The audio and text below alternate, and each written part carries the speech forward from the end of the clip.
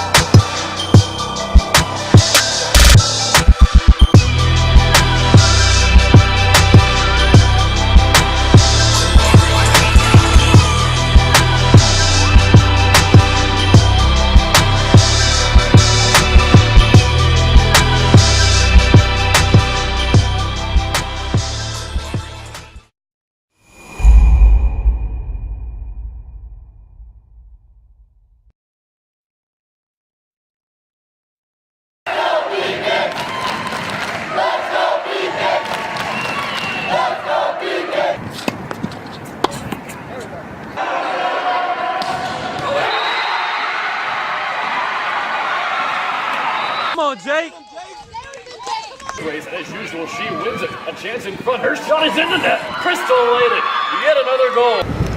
Please make a gift to the Beacon Athletic Fund today. We want you on our team.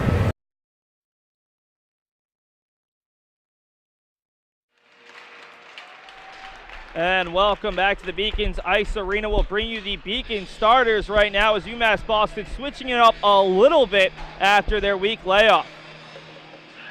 Connor Stravick, I'm a junior forward from Philadelphia, Pennsylvania. My name is Albie Daly. I'm a sophomore from Eagle Park, New York, and I played right wing. Mike Miller, I'm a junior forward from Rentham, Massachusetts. Hi, Brett Mason, sophomore defenseman, Raleigh, Massachusetts. Hi, I'm John Houston, a senior defenseman from Pittsburgh, Pennsylvania. I'm Zach Andrews. I'm a junior goalie from Coral Springs, Florida.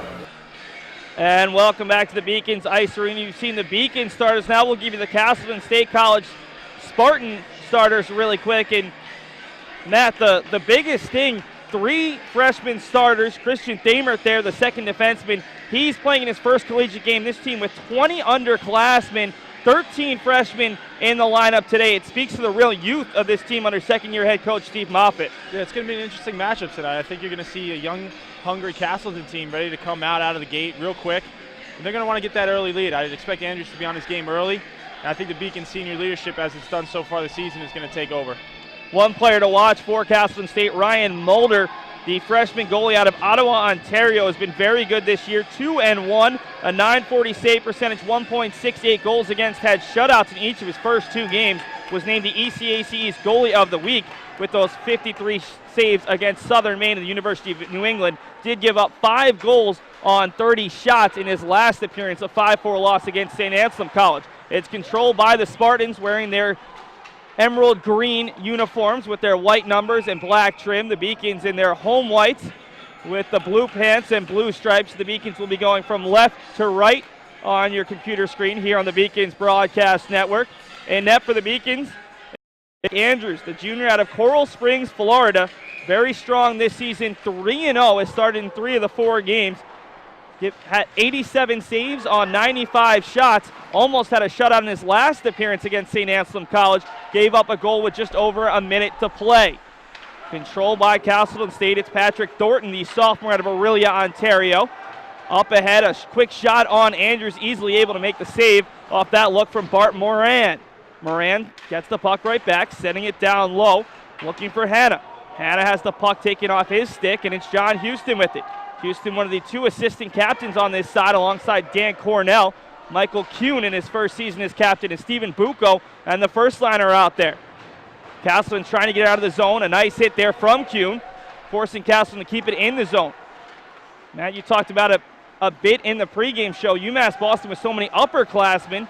Castleton State with just 10 upperclassmen on the roster. UMass Boston 6 or 7 underclassmen on the roster. Yeah, and Stephen Buco can shoot the puck tonight. I'd expect to see at least 5 or more shots on goal for him tonight. Buco, the reigning ECAC East Player of the Week. He had the game-winning goal at New England College 2 weeks ago. Added 2 assists against St. Anselm in a 3-1 victory. Castleton State into the zone. It's controlled there by Kurt Johnson. Johnson pinned into the boards right in front of the Beacon's trainers and doctors, and we'll get a stoppage as Mike Maciag was in there alongside Mike Kuhn. Minute and 36 seconds in. It'll be a Castleton face-off just to the left of Matt Meisenbacher. As it'll be Johnson in there against Colin Larkin. Both teams' second lines out there as both teams elected to start their designated 4th line. Line chart's not proven to be too helpful to begin tonight's game as Johnson tries to track this one down. Back for the Beacons is Bishop, who tries to rub him off the puck. Controlled by Braden Moffitt. No relation to head coach Steve Moffitt, and Andrews has to cover that one up. Castleton State with a couple of early looks, but not really generating any great chances. Yeah, and Seth, you see this from time to time with a team. You know, Beacons had the weekend off last week, and I think they're going to have to get their feet going a little bit here early in the first period. Yeah, UMass Boston playing so well in those opening 2 weekends. And sometimes you hate to get that rest, as the one good thing, Sam Boyd was dealing with a bit of an injury. He's back in the lineup, feeling a lot better, so it's great to get a little bit of rest there. There's a chance from the point for Thornton. He passes it up. Now we'll send a pass wide looking for a tip. Beacon player loses his stick. That's Boyd. Controlled by Castleton behind the net. Beacon's trying to throw the body around as it's Larkin applying a little bit of pressure there on Nick Kovalchuk. Sent across, a shot from Thamer, and it's saved by Andrews. As Christian Thamer, the freshman defenseman out of Fort Lauderdale, Florida, wearing the number 2 today, normally number 3 in your program. Castleton moving the puck well. I think the Beacons are seeing a little bit of stagnation in the D zone. Need to get it going here. It'll be O'Toole out there. Ryan O'Toole, the fourth line center, sent around. Jeremy Finger unable to get it. Shot goes through traffic, knocked down off the leg of a Beacon defender. Back out top. Controlled by Castleton State, nearly taken away there. A nice job by Finger to get the body in there. On the stick of Bart Moran. Moran looking to wield in front. His pass is intercepted, controlled by one of the few Beacons freshmen who have seen time this year. And Josh Haverstrom loses his footing. Chance right in front, and we're going to have a penalty coming. And it looks like it's going to go against the Beacons and John Houston. Well, that's what pressure creates. Castleton's come out of the gate strong. We're only 3 minutes in here. Beacon's already going to be shorthanded. This is an important kill. You never want to be down early at home. It's actually Kit Sitterley off for 2 minutes here. Sitterley tied with Stephen Buco atop the ECAC East with his 8 points. McStravick in there on the face-off. He wins it. Connor McStravick out there for the Beacons alongside Sam Boyd, joined by Dan Cornell and Albie Daly. Castleton State 0 for their last 18 on the power play, 3 for 23 on the year. Shot deflected wide. A nice job by Sam Boyd to get his body in there. Braden Moffitt sending it behind the net. As Castleton looks to get the first goal in this one after falling behind 3-0 last year in what was a nightmare of a game for Steve Moffitt. Nice block shot there, this time from Dan Cornell, the senior defenseman out of Abington, Mass. Beacons cutting down on the lanes here as we're 30 seconds into this power play opportunity. Another block, this time by Albie Daly, and it's out of the zone. And the Beacons really pride themselves on blocking shots in the PK. You're going to see guys willing to sacrifice the body, and you've seen 3 here already. Second units out there now for UMass Boston, Houston and Cornell, who stayed on, joined by Miller and Finger. Castleton sending it across. Miller gets a stick in, and it's onto the stick of the captain. That's Frost. A big shot from Brian Green, who leads Castleton State this year with his 3 goals and 7 overall points. Knocked around, back towards the point where it's controlled by Frost. Frost, the active leader on the roster with his 65 career points, also has the active lead in goals and assists. Back up top for Green. Green shot knocked away by Finger. Finger will take off after that clear from Miller, and the Beacons are 35 seconds away from ending this penalty kill. It makes the goaltending job so much easier on the PK when you got guys blocking shots. 4 block shots for the Beacons, and Andrews with a nice kick save on that hard shot from the blue line. Castleton State bringing it back into the Beacons' end as Maciag cuts away the angle, and that one is almost cleared out by Mike Kuhn as the Beacons running a 3rd penalty killing unit out there right now as Kuhn's joined out there by Nathan Milam. Knocked out of the zone where it's corralled by Jimmy Burns. Burns right back to the blue line as he found a teammate that time in Bart Moran. Moran over into the corner, and that'll do it for the first power play of the night as Castleton now 0 for their past 19, and that's got to be extremely frustrating, not only for the team's power play unit, but for the entire team in general. As they're fighting for it along the half boards, controlled by Moran. Moran in there with John Houston, able to get it off of his stick over to Simon Theodorson. Theodorson's pass is intercepted up ahead for Albie Daly. Daly can't get there, and it's chipped right back towards the Beacon zone, this time by Patrick Thornton. Ahead for Mike Kuhn. Kuhn breaking it on the near side, leaves it for Buco, and Buco's shot is deflected high, as that was a nice save from Ryan Mulder on the first chance of the day for the Beacons. Puck bouncing around. Bishop will be able to keep this one in, sends it towards net, knocked right back towards him. Bishop has a couple of players in front, sent a pass wide looking for a tip from Kuhn. Now it's Boyd. Boyd sends a shot that doesn't get through this time, and it's knocked down and picked up that time by Tyler Gaudry. Gaudry, the junior out of Stonewall, Manitoba.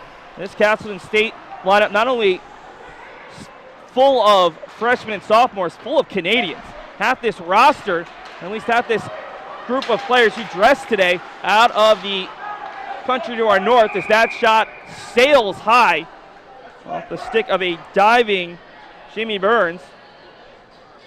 So that was a great shift after there by the Beacons. Off the PK, You know, Andrews had some nice saves. They blocked a few shots, and they get the first line out there to generate some offense, and they do just that. Buco came in the zone and let one go, and that's a good save by Mulder. And you talk about the balance with the Beacons with 12 different players scoring. A big part of that is being unselfish. Absolutely. You see, if you look down the score sheet, you're going to see a lot of different guys with a good amount of points, and I think you're going to want to see that continue throughout the season. Face-off won by Castleton. Kept in there by Godry. Godry's pass is knocked away by a Beacon. McIntyre leaving it off for Colin Larkin. This second line, so fun to watch for the Beacon. So much scoring talent. Is Frankie DeAugustine, the third winger out there, unable to do anything with that. Puck sent into the zone as it's Brett Mason with his first touch. Cornell able to get it over for McIntyre. McIntyre, an AHCA All-American last year as a sophomore, led the Beacons with his 40 points. He gives the puck up as he gets into the zone. Brian Green is there, one of the very few seniors on this roster. Up ahead for Larkin. Larkin's shot a bit high and wide as it's kept in there by Mason. Mason finding McIntyre in front for Larkin. Can't control it. Puck is loose, and it's covered up by Ryan Mulder. Saw the first line with a good shift, and now the second line generating some chances. Yeah, Castleton's been physical so far, but the Beacons have responded well, and McIntyre with a good shift there generated a lot of good offense, and you see Larkin in front of the net. Almost was able to drive one home, but a good save by Mulder once again, still 0-0.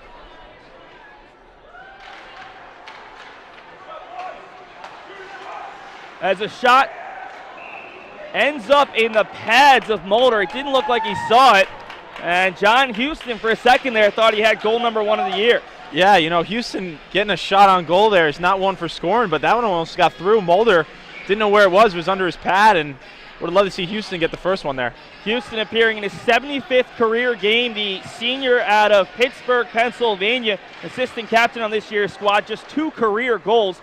Much more of a defensive defenseman, which is why he was paired up last year with Dan Cornell, the Beacons' top offensive defenseman. As the Beacons come away with the puck in the zone, it's Haverstrom leaving across for Sitterley, who has 8 points on the season. Now it's controlled by Castleton State, but not out. Houston, another shot. Mulder sees it a bit better this time, as it's caught by Finger, and Sitterley sends no, that was Haverstrom sending a shot just wide, as the puck sent out towards center ice, where it's controlled by number 11, Braden Moffitt.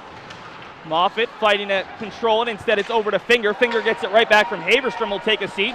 And Maciag and Finger go 2-on-2. The pass just a bit ahead of Finger. Couldn't get that as Connor McStravick hip checks a Castleton player to gain control.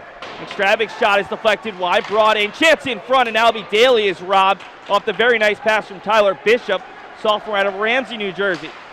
Another shot goes a little bit wide, this time off the stick of Brian Green. And it's not often you see a defenseman lead a team in points, but Green, very aggressive anytime he gets a look. Yeah, very offensive, and I wouldn't be surprised if you see his name on the score sheet tonight.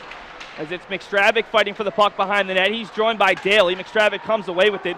Such a speedy player out of Philadelphia, Pennsylvania. Still fighting for it. Pokes it around for Daly. And now Mike Miller, the junior out of Rentham, Massachusetts, will give chase. Miller, a big hit, most of it ending up in the boards rather than the player, as it's Green. Green to the near side.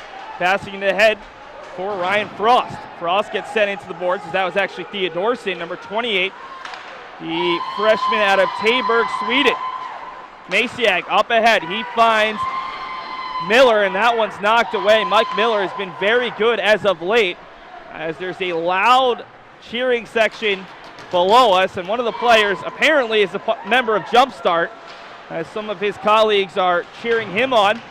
And what is a pretty quiet crowd thus far here at the Beacons Ice Arena.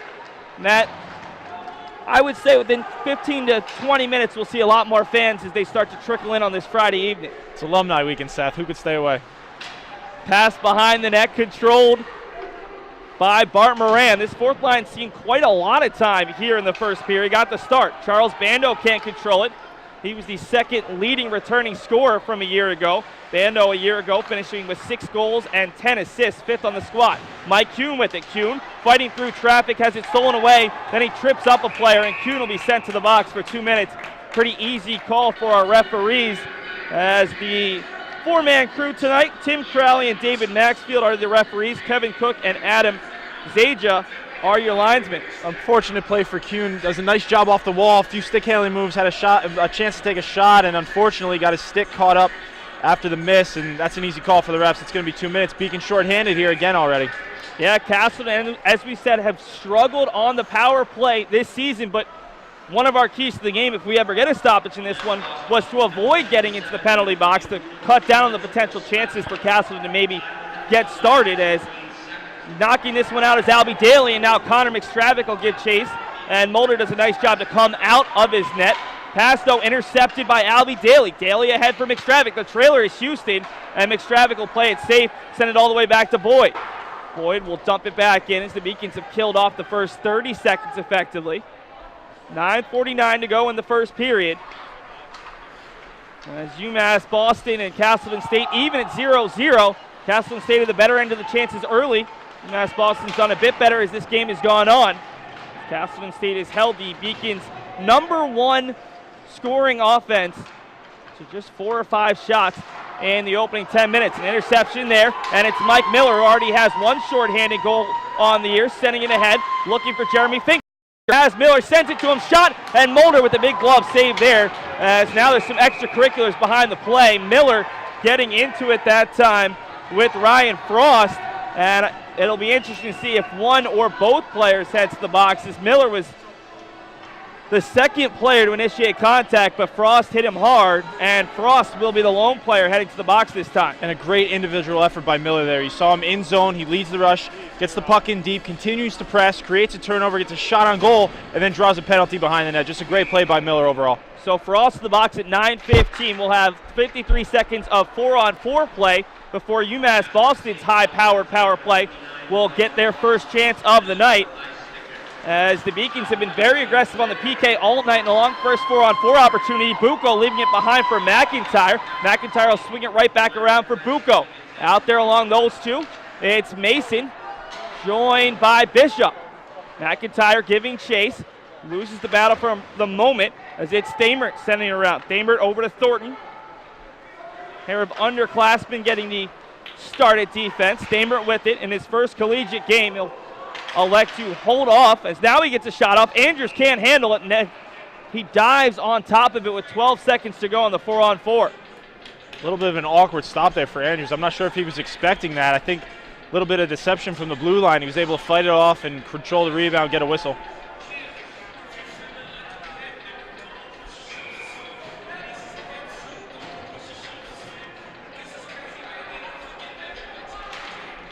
Off the face-off, UMass Boston able to tie up the Spartan player, and the Beacons control it.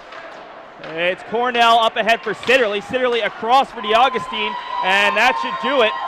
Beacons on the power play for the next 1:07 as DeAugustine's tied up just short of the blue line. Bishop and their DeAugustine ahead for Sitterley. Those two players were all rookie team honorees their freshman year. Did not play as much together as sophomores, and this season, DeAugustine on the Beacons' second line, Sitterley on the third line, although both players have played very well. As it's DeAugustine looking for an opening, the Beacons trying to get a fifth player out there. The shot from Sitterley doesn't get through, and it's onto the stick of Buco. Buco winds up, his shot doesn't get through, and it's cleared away as the Beacons have 30 seconds to go on the power play. I can't believe neither of those went in. DeAugustine just creating magic off the wall there, finds Sitterley in front. I don't know what that went off, not in the back of the net, and then Buco gets a shot in the low slot. That one was blocked, so good 2 chances by the Beacons. Buco can't handle that pass, and now Castleton State has a chance to kill off the rest of this one as the puck is loose along the boards, poked free, and it's controlled by McIntyre. 7 seconds to go on the man advantage.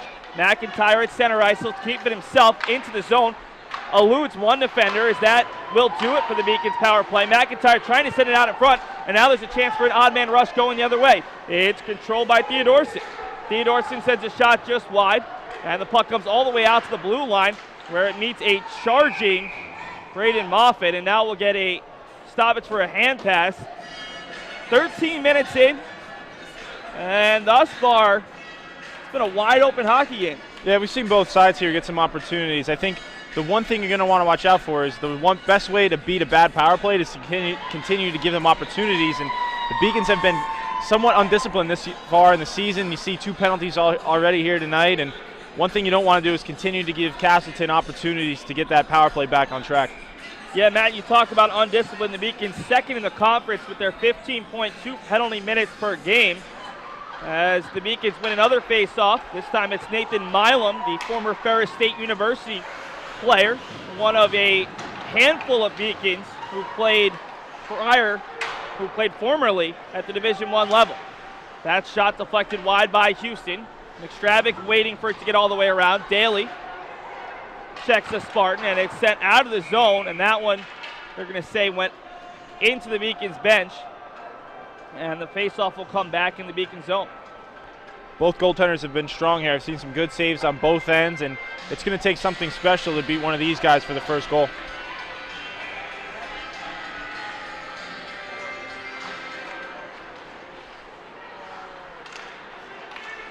Castleton State with a chance in front. Andrews can't find the rebound. It's poked loose, and Albie Daly will try to send it around the board. Castleton State continuing to control. Finally, McStravick will poke it free out towards center ice. Great save by Andrews there.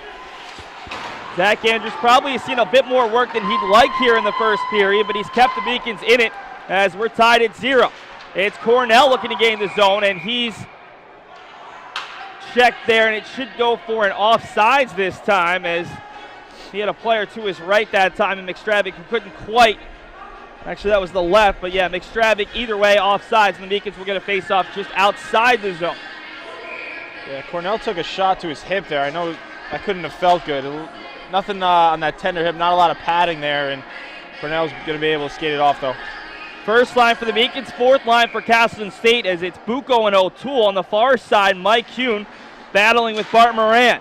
Fired in off the one face-off by Dan Cornell, as Cornell will stay out there. Now we've got a penalty coming, and it's going to go against Castleton State, as Kuhn was checked hard into the boards by Bart Moran, and that might be an instance of a senior baiting a sophomore, as Kuhn, he's known for his chippy play, and this time he gets the Beacons their first 2-minute man advantage. Yeah, Kuhn has the ability to get under people's skin, and I think what happened there, you're going to see him, he's going to the box too. One of those instances where, you know, guys are going at it and ref would rather just call both rather than one.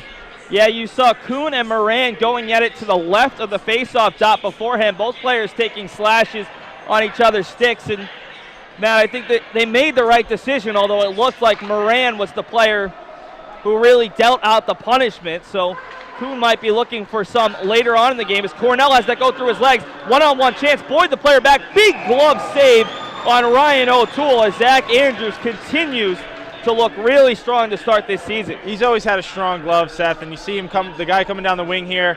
Andrews is taking away everything blocker side, daring him to beat glove side, and I'll tell you, it's a very, very hard thing to do.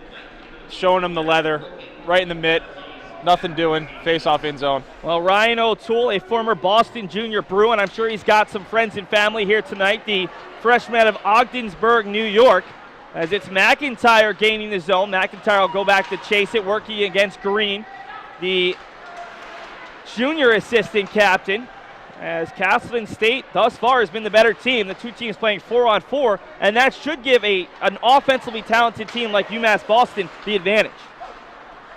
As Buco will head to the bench after failing to pick up that puck, and that one hit the rafters, and we'll see a face-off just outside the Spartans' end. Seth, I'd like to see the Beacons get it deeper in the zone a little bit. I think too many plays trying to be around the blue line, and that's creating some turnovers, which you saw previously there. A 2-on-1, Andrews came in with a nice save. I'd like to see the Beacons get a little bit deeper and then work off the wall. Larkin wins the faceoff over to Houston, who can't find it amidst his skates, and it'll be dumped back in as Castleton will get a fresh skater out there. It's Larkin ahead for Milam. Milam couldn't quite corral it. And it'll be Green with it. Green is pushed off the puck. A nice hit from Larkin. And now, nice poke check from Houston to create a loose puck. And that one sent just wide. The Beacons with a big error in judgment. Unfortunate, as now Andrews doesn't have a stick. Shot doesn't get through. It's knocked down by Brett Mason. Mason ahead for Milam. Milam avoids the hit. Has Mason in front. Leaves it for him. And now Mason's taken out. And the Beacons will draw the power play as on one end, the Beacons fortunate to not give up a goal. On the other, Castleton State avoids giving up a goal by knocking Mason off his skates. Yeah, that was ugly in the D zone there. Andrews lost his stick and was able to fight it off. Shot wide by Castleton, and then you see coming down the other end, Milam takes a hit, gets the puck forward, makes a play towards the net.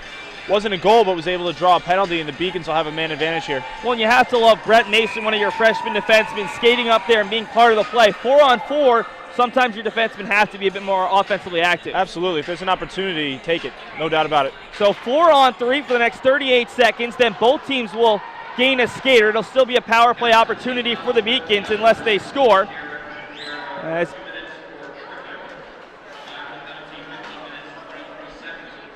25 seconds to go now. Sent across. Cornell at the blue line.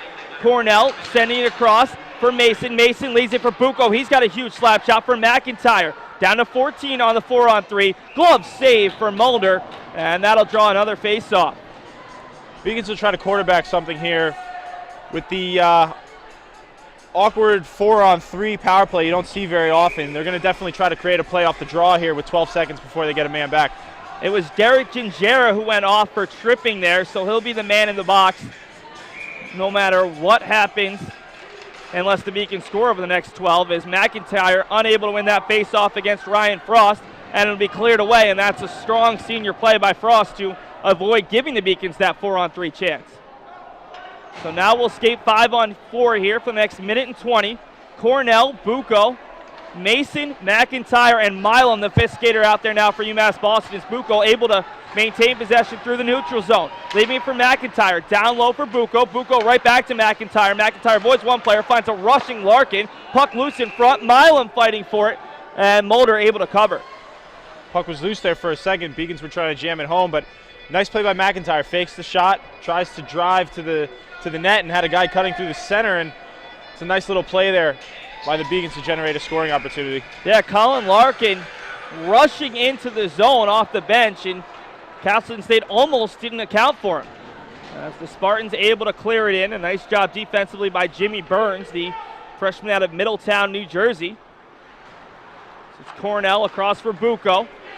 And controlled by Larkin. The Beacons have kept that top power play unit out there for the entirety of this power play, as now Larkin runs into the net. It's off its moorings, and it looks like the faceoff will come outside the zone. Frustrating first period if you're a Beacons fan. The Beacons ranked 11th in one national poll, 14th in the other. As UMass Boston looks to set a program record today, a win or a tie, and it'll be the best start in program history. Beacons currently tied with the 81-82 and 91-92 teams for best start. Is Larkin, a solid shot, but Mulder up to the task once again, flashing the leather. And that's actually a veteran play there by the freshman Larkin. They're in the zone. They don't have a lot of speed coming in. Takes the shot, forces a draw deep in the zone. Now the Beacons get a draw with 34 seconds left on the power play. It'll be up to Larkin to win that face-off as Milam joins him, and he's able to poke it free. Controlled by McIntyre. McIntyre looking to spin as Ryan Frost provides the pressure, and that's enough to have that pass go out of the zone. Cornell ahead, 20 seconds left on the man advantage, ahead for Buco. Buco and McIntyre have been out there for over 2 minutes. The chance for Larkin's shot, a little bit high and wide. It'll come out of the zone as fresh legs are out there in the form of Tyler Bishop. Bishop for Buco, onto the stick of McIntyre, has it poked loose. Buco gets it right back. Buco with some very nice stick work, has a chance out front, leaving it for a chance, and that was Sitterley on the back door, unable to put it home. Mulder with another big save as we skate 5-on-5. Buco didn't see it. Bishop coming all the way across, leaving it down low for Milam. Milam fighting off a player, unable to win this one, and Green will get it over to a teammate this time in Kowalczyk, and it's into the Beacons' end. Bishop sends it high off the boards out towards center ice. 2:15 to go in the period. Beacons now 0 for 2 on the power play. Controlled in the zone by Kowalczyk. Kowalczyk, the sophomore out of Brownston, Michigan. Played his junior hockey in Kalamazoo as it's sent around the near boards. Sent right back in as Boyd looking to fight off a player in the form of Trevor Hanna. Into the slot, poked loose, and it's Finger skating 2v2 with Kit Sitterley. Sitterley will send a blast from just outside the blue line. Another easy save for Ryan Mulder. And Matt, you said you wanted to see the Beacons cycle it down a little bit lower. Right now, UMass Boston firing a lot of shots from distance and almost seemingly to give Ryan Mulder a bit more confidence. Yeah, I mean, they're just trying to generate. That was a good power play, and honestly, if you've watched hockey before, you know your goalie has to be your best guy on the PK, and Mulder was there, had a lot of nice saves, and was able to shut down the Beacons' strong power play.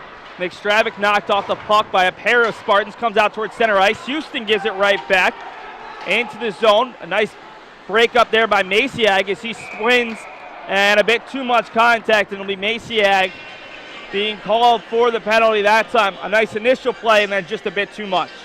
I mean, both teams know they call this game very tight in this conference. The refs are looking for everything and anything, and there's a play where Maciak, you got to keep your stick on the ice there, and here we are, minute 29 in the first period, and the Beacon's going to have to end this one shorthanded. Maciag to the box, 1:29 to go in the period for high sticking as the faceoff won by Castleton State. It's Brian Green. Green sending it across for Derek Gingera. Gingera just out of the box after he was called for a penalty. Down low for Frost. The shot is high. Put down out of the glove. That one was almost put home on that pass. Still controlled by Frost. Frost has it poked away. Cornell up ahead for McStravick. He can fly. McStravick fighting to get there. Mulder clears it away. Daly able to keep it in, sends a shot wide as Mulder was almost out of position there. And now McStravick wisely sends it back into his own zone for Boyd to kill a bit more time. Boyd will clear it right back in. Second time we've seen this combination of penalty killers create some really good chances. 47 seconds to go in the period, 1:17 to go on the power play. Castleton State, they don't score, will start the second period with 31 seconds of power play advantage as there's a couple of big hits. The puck loose though, as Boyd can't find it. The player slow to get it to his feet is Frost. And Andrews able to make a big blocker save, and now we're going to get a penalty. As not a penalty, we're going to get a stoppage. I think it was a high stick there coming outside the zone. As it will come outside the zone. Castleton with 5 fresh pairs of legs out there. UMass Boston with 4 new players as well. Miller will take the face-off as he works against Ryan O'Toole. Joined by Houston, Finger, and Brett Mason. Castleton wins the face-off. 25 seconds to go in the first period. The Spartans have dominated this first period, but unable to solve Zach Andrews. Houston tried to keep it right along the boards. Instead, the Beacon's able to break out. It's Miller. Miller working the near side, trying to create a chance. Miller behind the net as he bounces off of a check. Puck loose. Mason across for Houston. Houston with 3 seconds. Tried to send the pass for Miller, and that'll do it here in period number 1. The Beacons unable to rev up that offense after a week off, and Castleton State's been the better team, but Matt, despite that, Beacon's penalty kill has been good enough to keep this game knotted at zeros. Yeah, fairly even period. I think you saw both teams generate some offense and have some opportunities. And to be honest, I think both goaltenders have really played well. Mulder had some key stops on the Beacons power play, and Andrews, as usual, showing a way to fight pucks off, and he's had to come up with some tough stops. And I think, if you're a Beacons fan, it's a little bit frustrating. You see a lot of the same things. 3 penalties already, only 1 period gone, and still 31 seconds left to kill. Now, how do you turn that around in the second period? Is it a matter of effort? Is it a matter of discipline? What do the Beacons need to do other than just find a way to get it by Ryan Mulder to get that offense started? It really comes down to discipline. I mean, after a few years, you kind of start to get to know the refs and how they call the game, and you got to be smart. There's certain things you can get away with, and there's certain things you can't, and you got to find that line. And I think if you're the Beacons and you know what's coming from Coach Blau this period, he's going to preach discipline, discipline, discipline. All right, well, we're going to take a brief break here on the Beacons Broadcast Network, bring you an interview with head coach Peter Belisle. Try to get to it in the pregame, unable to do so, so we'll hear his thoughts before this game as the Beacons and Spartans knotted at 0 here after the first 20 minutes. Go Beacons! Let's go Beacons! Let's go Beacons!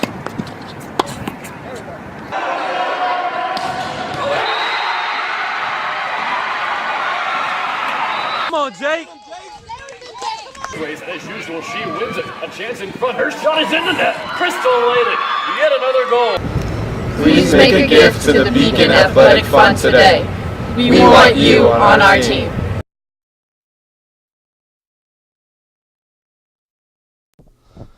Joined by UMass Boston men's hockey coach Peter Belisle. Coach, a week off, a week to rest some of those small injuries and to sort of take the mind off hockey, back to action, a chance to set the program record for best start to a season. Why do you think you guys have been so successful early on, playing against some teams that in the past have given you some trouble? No, I think, our offense has been really good. We've got a lot of firepower. I think that's the number one reason why we've done well. I'm trying to preach team defense to this group, and that's something that I think we still need to work on. Just the overall concept of buying into team defense is something I want to improve on, and that what we worked on quite a bit in the off week, and also team discipline. We're taking too many penalties. I think we play the game very hard and on the edge, but there's a fine line there that I think we need to control. So I think it's our offense, but I think we need to improve on our defense. Looking at your defense, Zach Andrews gets the start tonight. He's 3-0 on the season, had a really nice game against St. Anselm, almost had the shutout, gave up a goal very late. What have you seen out of your junior goalie? Obviously a guy who's been there for 3 years now. What kind of improvements has he made from his sophomore season into his junior year? No, he looks really good. I thought from the get-go, I thought he had a bit of an edge. We've got two very capable goaltenders, no question. And I just thought he was playing a slightly better than Billy, and I gave him that extra game. And this is a new weekend, so I'm going to go with Zach tonight, and then we'll reevaluate after the game. But he's been playing great. Looking at your side before we turn to Castleton, offensively you've been phenomenal, but the 42.1% on the power play really stands out. Obviously, a big part of that was the UMass Dartmouth game, but how confident are you in this team's power play? A couple of new faces in there with Colin Larkin making his way onto the power play squad. Why have you guys been so successful? No, I think both units are very capable. I don't think we shoot enough, actually. If you look at our last game against St. A's, we got blanked on the power play. We went 1 for 4 against New England College, which isn't bad. But I think there's area for improvement there too. I think we're very capable, and we've got guys that can really shoot the puck and move the puck, and we can bring it from the blue line with with whether it's Danny Cornell or Bishop from the back end, and then we can make plays down low. So again, I think we might get too cute, and we try to make that pretty play. And I've been reiterating this week to really shoot the puck more. But I think we've got to be good in special teams. I think our kill has been excellent, and our power play, I would say, okay last 2 games. Very good first 2, okay last 2. Looking at Castleton, normally a conference opponent, you should be pretty familiar with them, but a second-year head coach, 20 underclassmen on this squad. Does that change how you prepare for a team a little bit, knowing that so many new players are going to be out there, players you maybe haven't seen as much in the past? No, I know Coach Moffat well, and he's a really good coach, and he's, prides on discipline and team defense, and, I expect them to be very tough. Castleton has always played us hard. Last year they tied us up there at their place, so the guys know that. We only were able to get 3 points out of that series, so we really want to try to get 4 from them this year, and then it's going to start tonight. It's not going to be an easy game by any means. I don't care if they have 30 freshmen. They're going to be tough to play against, like they always are. Looking at this weekend, Alumni Day tomorrow. You should have a couple of alumni in the stands today. Tomorrow's a huge day, the alumni game in the morning. How important is it to get 4 points against Castleton, Skidmore, 2 teams that are normally right there in the middle towards the top of the conference standings with you, who have always given you guys some trouble? No question. I mean, it's so important. It's if we want to accomplish what our goal, we have to we got to win every night. And there's no easy games in this league. And Castleton and Skidmore are very good teams. Skidmore's knocked us out of the playoffs a few years ago. I know some guys on this team remember that. Castleton, I don't think, there have always been 1-goal games. So we've got to be ready to play tonight and tomorrow, but tonight first. And our league is tough. You can't take anybody lightly. So, but to accomplish our goals and to position ourselves where we want to be positioned at the end of the season, we got to take care of tonight. Thanks so much for your time, Coach.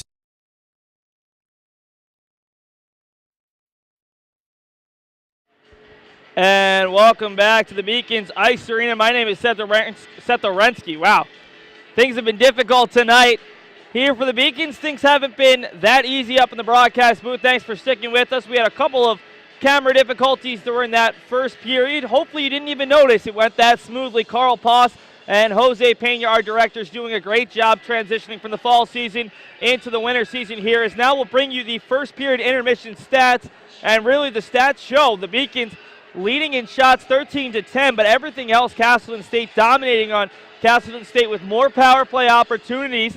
The Beacons have been caught for 8 penalty minutes, 4 total penalties, as the Beacons will have to kill off 31 more seconds of that final penalty in the period. Castleton State also with the slim advantage, 14-11 thus far in faceoffs. Looking at the penalties there in the first period, as we have no scores to run you through. Kit Sitterley went off for interference at 2:55. Mike Kuhn for the Beacons went off for slashing at 9:38.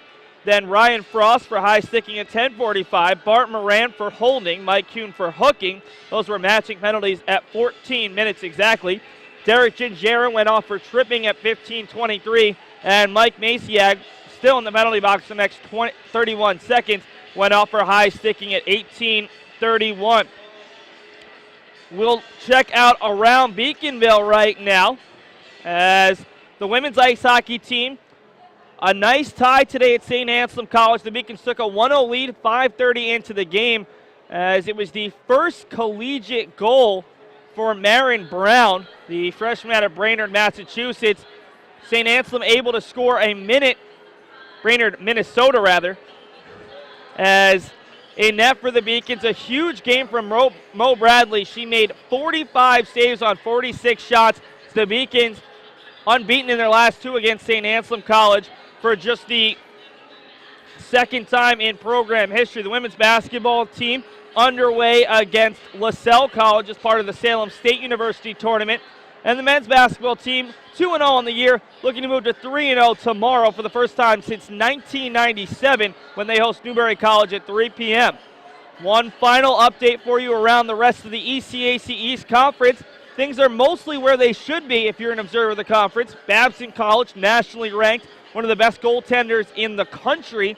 They're up 3-0 through 1 period. The Beacons will play Skidmore tomorrow. Castleton will play at Babson.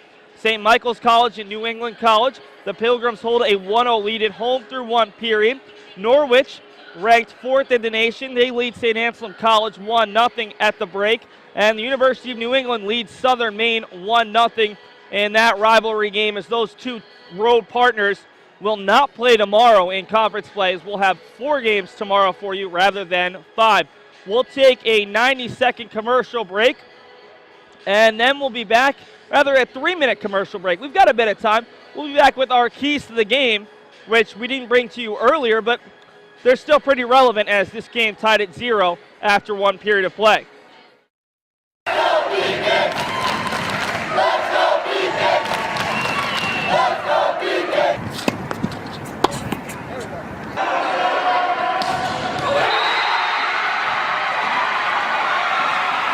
Come on, Jake. As usual, she wins it. A chance in front. Her shot is in the net. Crystal laid it. Yet another goal. Please make a gift to the Beacon Athletic Fund today. We want you on our team.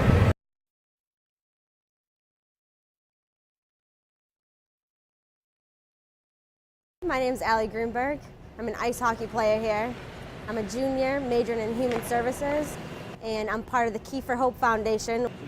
We recycle the keys and stock food pantries with the money. I wanted to bring this foundation to the athletic department, and I believe we can end hunger starting at UMass Boston.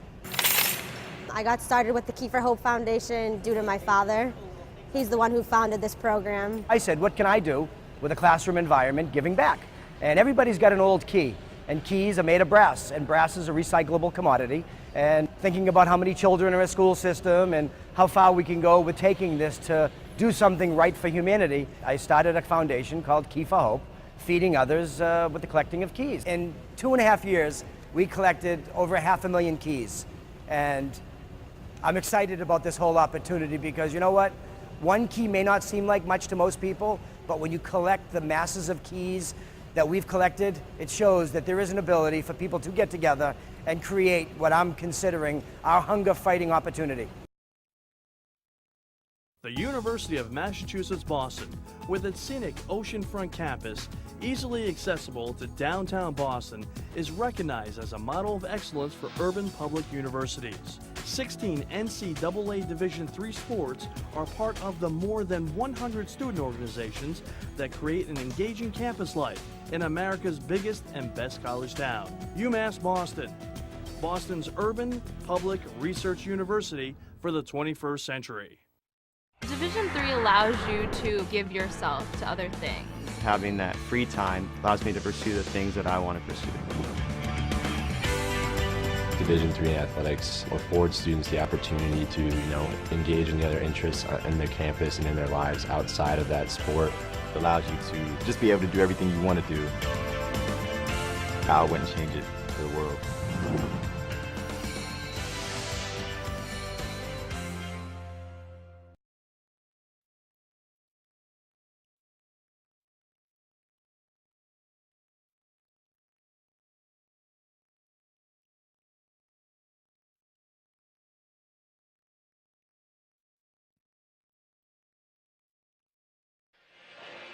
And welcome back to the Beacons Ice Arena. The refs are back out on the ice. The team's about to join them as we'll bring you our keys to the game. As I've said earlier, didn't get them in the pregame. Still relevant right now.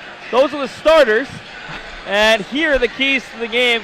And Matt, we've already seen the first one. It still applies. The Beacons not playing at the same level as they started the season those first 2 weekends. Yeah, and people are going to think we threw these up in between periods, but that's actually not the case. This was a lot of hard work and dedication prior to with me and Seth. But anyway, don't let the rush show. Beacons had the weekend off previously, and it can be tough. It can be a good thing. You let the body heal, and a lot of times you come out and you don't have that same groove you usually get in where, it's practice all week and play on the weekend. So let's see if the Beacons can continue to get that rust off. And you see the third there, stay out of the penalty box. I mean, we spoke about it prior to the period.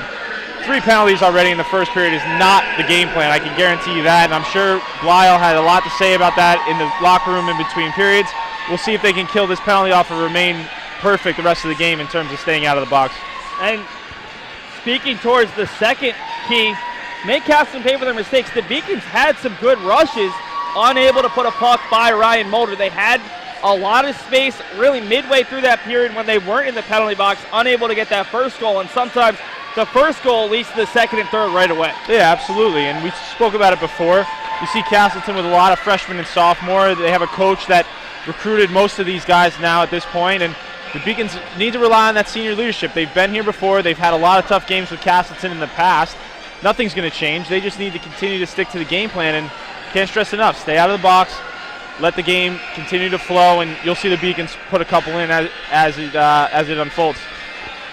As the Beacons and Spartans back out there, UMass Boston the white uniforms, Castleton in the green if you're just joining us. UMass Boston going from right to left.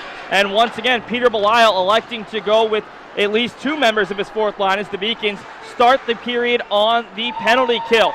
23 seconds to go on that penalty kill on Mike Masiak for high sticking. Puck takes an odd bounce, and it's Cornell clearing out of the zone. The Beacons with a chance for a 2-on-1. It's Daly skating in with McStravick. Daly takes the shot, and a great dive there as it was Patrick Thornton who got in the way of that shot. Thornton taking out Daly in the process. Now there's an elbow to the face of a Beacon player. That was Cornell as he took it from Brian Green.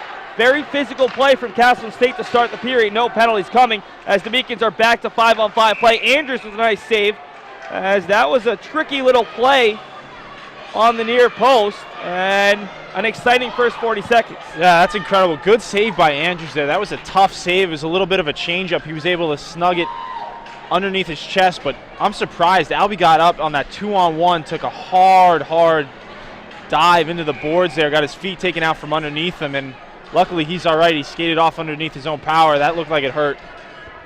As Albie Daly, the sophomore out of Averill Park, New York, one of the nicest guys on the team, an honor roll student as that shot doesn't get through. Mike Kuhn able to knock it down. Pass in front, and it's Stephen Buco one-on-one with the goalie. Buco shot, score! Stephen Buco, the senior out of North Providence, Rhode Island, and all of a sudden the Beacons take a 1-0 lead at 19-12. I mean, Seth, That's the one guy, if you're Castleton, you don't want coming in on a breakaway. Stephen Buco has a lightning release and a nice feed, all alone, undetected. That's almost impossible for a goaltender to stop. Buco coming from you low, and just a nice play, and that's what you want from the Beacons. Kill off the penalty, get on the scoreboard, 1-0.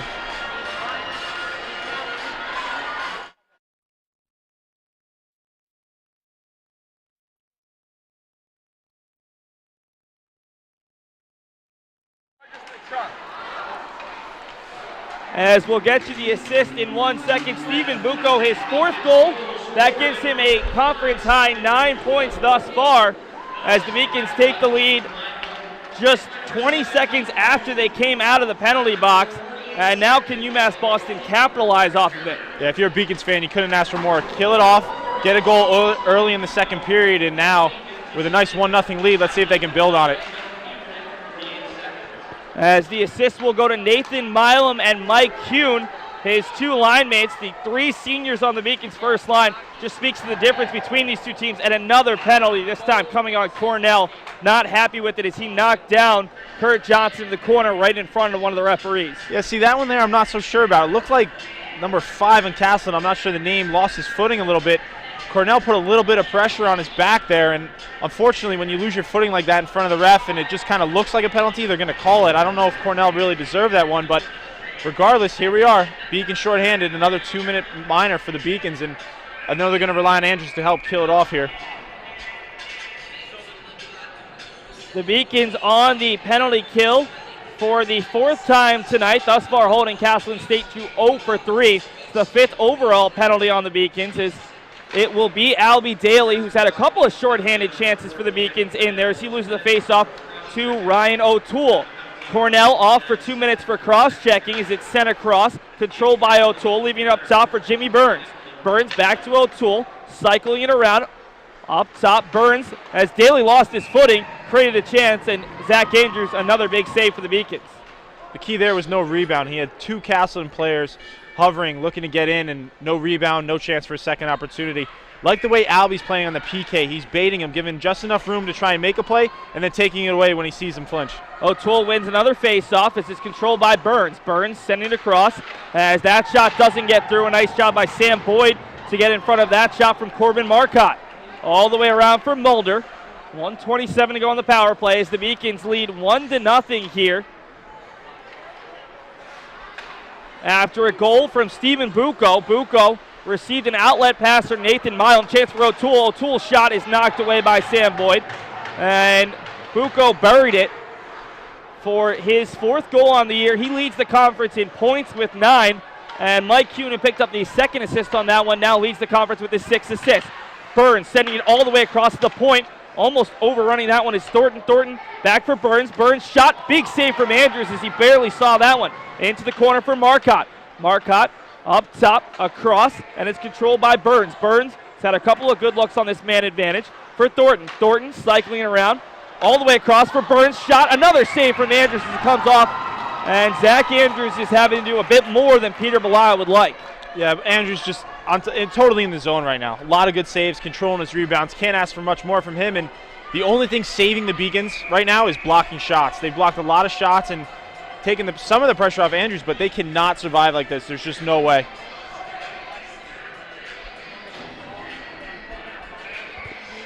Face-off coming to Zach Andrews' left. There's going to be Connor McStravick out there now for UMass Boston.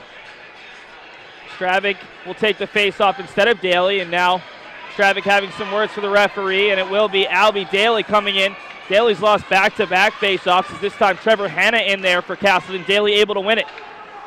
Houston with it behind the net as he's tied up for a moment. Ahead for McStravic as Castleton State tried to make a change. McStravic around one player, leaving it in. Shot, big save from Mulder as the Beacons had a 3-on-2 there. Sent all the way forward, and now Castleton State will try to take advantage. It's Hanna as John Houston looked for a high stick there. The stick did come up towards the head, and Houston lays out a player.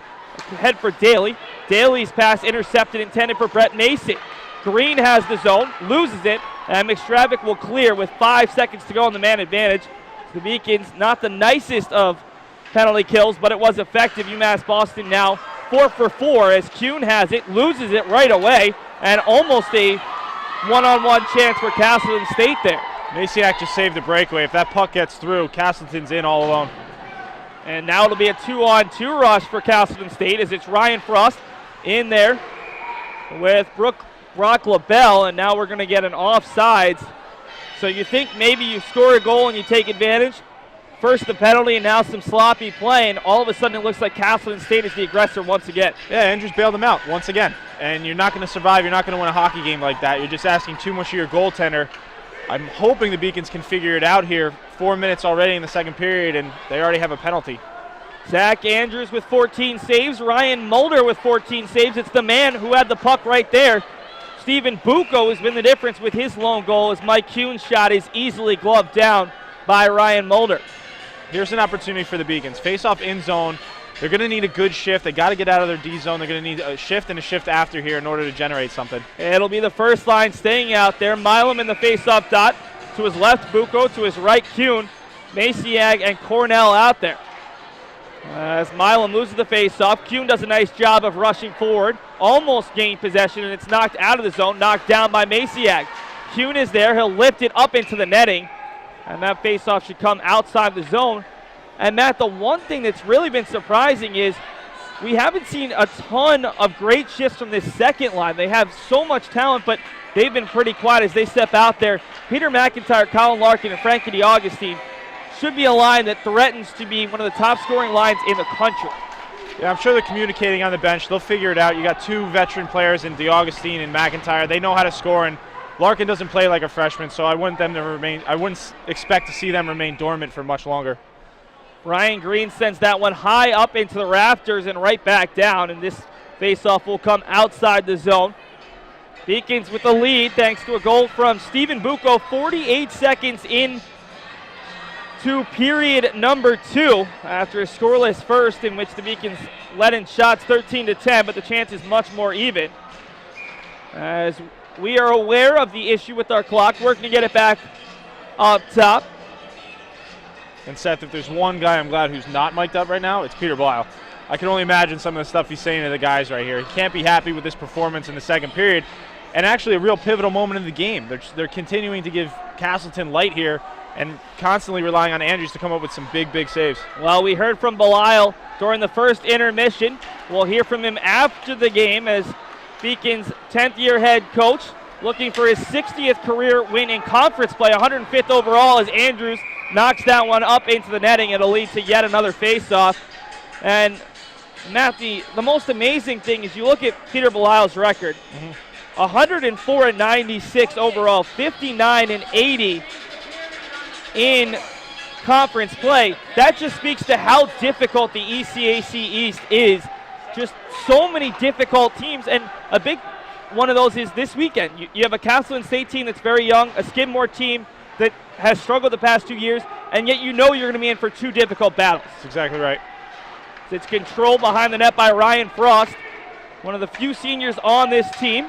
As second-year head coach Steve Moffitt electing to go with the youth movement, former SUNY Plattsburgh player and longtime assistant coach up in upstate New York, brought out of the zone by Nathan Corey. Corey sending it D to D for Tyler Godry. Right back to Corey. Corey behind his own net, being peppered there by DeAugustine. McIntyre tries to knock him off the puck. Instead, he runs into DeAugustine. McIntyre steals it. His pass for DeAugustine hits the back of the net. Otherwise, DeAugustine was in one-on-one with the goalie. That was a nice play by Mulder. I think he got a stick on that. Otherwise, DeAugustine, I'd guarantee he'd bury that. Well, I'm going to say your eyes are probably better than mine when it comes to hockey. Pass in front, looking for McIntyre. One defender back. McIntyre swerves, trying to leave it for Larkin. Able to find his freshman teammate in front. And that was Brett Mason, and now we're going to see a penalty coming. And Seth, this is what you want to see whether you're the Beacons. They enter the zone, they work hard off the wall and start driving to the net, and you can see they didn't score, I know, but penalty on Castleton. Now they got a nice opportunity here to increase their lead to 2. Well, the Beacons with a 42.1% power play conversion rate coming into tonight. They went 0-for against St. Anselm College. But if this Beacons power play gets their chances, you know they're going to find the back of the net at some point. They only had 2 chances in the first period, 0-for-2. One of them was a halted power play, not a full 2 minutes, as Castleton State able to win the faceoff and clear right away. It's Bishop up ahead for Sitterley, joined by Kuhn, DeAugustine, and Finger. DeAugustine knocked off the puck, and it's Thornton trying to clear the zone, unable to do so, but he gets it ahead for Moran, who knocks it back towards the Beacons blue line. DeAugustine's a little bit upset. I think he tripped over the blue line there, which is never good as a skater. McIntyre eludes two defenders, but his pass for Kuhn just a little bit off the mark, and Kuhn will head to the bench. Bishop back there. 45 seconds gone on this man advantage. The Beacons first of the second period. Sitterley sends it in on net. Mulder taps it high, just misses the netting this time. Sitterley, the first player to it. He's got Buco and McIntyre on the far side. Buco, the lone goal scorer tonight, leaving it for McIntyre. McIntyre being pressured there, and he sends it out of the zone. Buco trying to do a self pass there, brushed off the puck, and it's cleared back in. That time it might have been just trying to do a bit too much, as now McIntyre almost loses it in his own end, sending it forward for Milam, and it's cleared back in. UMass Boston getting nothing going on this power play. They look slow. They look a little bit lax here. I'd like to see a little more jive on a power play when you got the man advantage. As it's controlled by McIntyre up ahead for Milam. Looking for Larkin, who's pinning a Castleton State player along the boards. Milam able to dig it out. Has a player up top in the form of Cornell. Cornell leaving it for McIntyre all the way across for Buco. Buco has such a strong shot, a great option on the power play. Cornell right back to Buco. Buco traffic in front. His shot is immediately stuffed by Burns. Down to 7 seconds to go on the man advantage. It's Cornell to Buco, shot deflected wide. Mulder might have gotten a piece, and that'll do it for the Beacons power play. Buco able to kick that one and keep it in the zone, and now it's cleared out by Burns as he passes it ahead, looking for Brock LaBelle. Not enough puck movement on that power play. Beacons didn't really generate much of anything. As Castleton State turns it over right at their own blue line. Miller leaving it off for Cornell. Cornell's pass just a bit too strong for Miller, and Castleton State will have a 3-on-3 chance.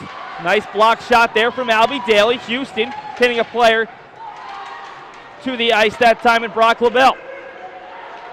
Controlled by the Beacons, and bringing it out this time will be Miller. Miller has McStravick up ahead, and Miller will dump it in. And Matt, you talked a bit about DeAugustine tripping on the blue line. The Beacons facility staff have admitted they've been struggling to keep this ice consistent over the past couple of weeks due to some issues with the power in here. Yeah, you know, Seth, he's a good friend of mine, and I know if his brother Colin's laughing, if he's watching, he's laughing a little bit. Frankie gets upset when he doesn't get a good scoring opportunity when he sees one. As the puck dumped down in, the Beacons getting 4 new skaters out. There's Miller, the lone player, back in. We're almost halfway through this second period. The Beacons lead by a goal thanks to Stephen Buco, who scored on a breakaway chance 48 seconds into period number 2. Controlled by Sam Boyd up ahead, trying to get a pass all the way forward for Milam. Milam controls it, leaving it for Buco. Buco tries to skate through 2 players. Puck is knocked away. Mike Kuhn with it. Kuhn circling, sending it in on net, and Mulder somehow able to knock that one wide. It's Boyd with the shot, and Mulder covers up. UMass Boston starting to generate some chances here, looking for that all-important second goal. Yeah, good effort by Kuhn. He was able to cycle up high by the blue line and just didn't really have much of an option. Threw it towards the net, and Mulder actually had to come with a pretty nice save. I don't know if he saw it. I think he just kind of dropped down. He might have been screened and was able to kick it out on the left side and into the corner. It was a good save by Mulder, who's played well, Seth. Yeah, this in just his 4th collegiate start. He really struggled against St. Anselm last Friday night, enough where Steve Moffitt decided to go with a different goaltender in Ryan Shelley. Shelley unavailable for this game after he was injured in the 3rd period against New England College. In fact, injured bad enough where he had to be pulled for the game. They brought in Mark Hawkman, who's been the team's 3rd goaltender this season, and Hawkman got the win by making 6 saves on 7 shots. What have you seen thus far out of the youngster? This is your first time seeing it.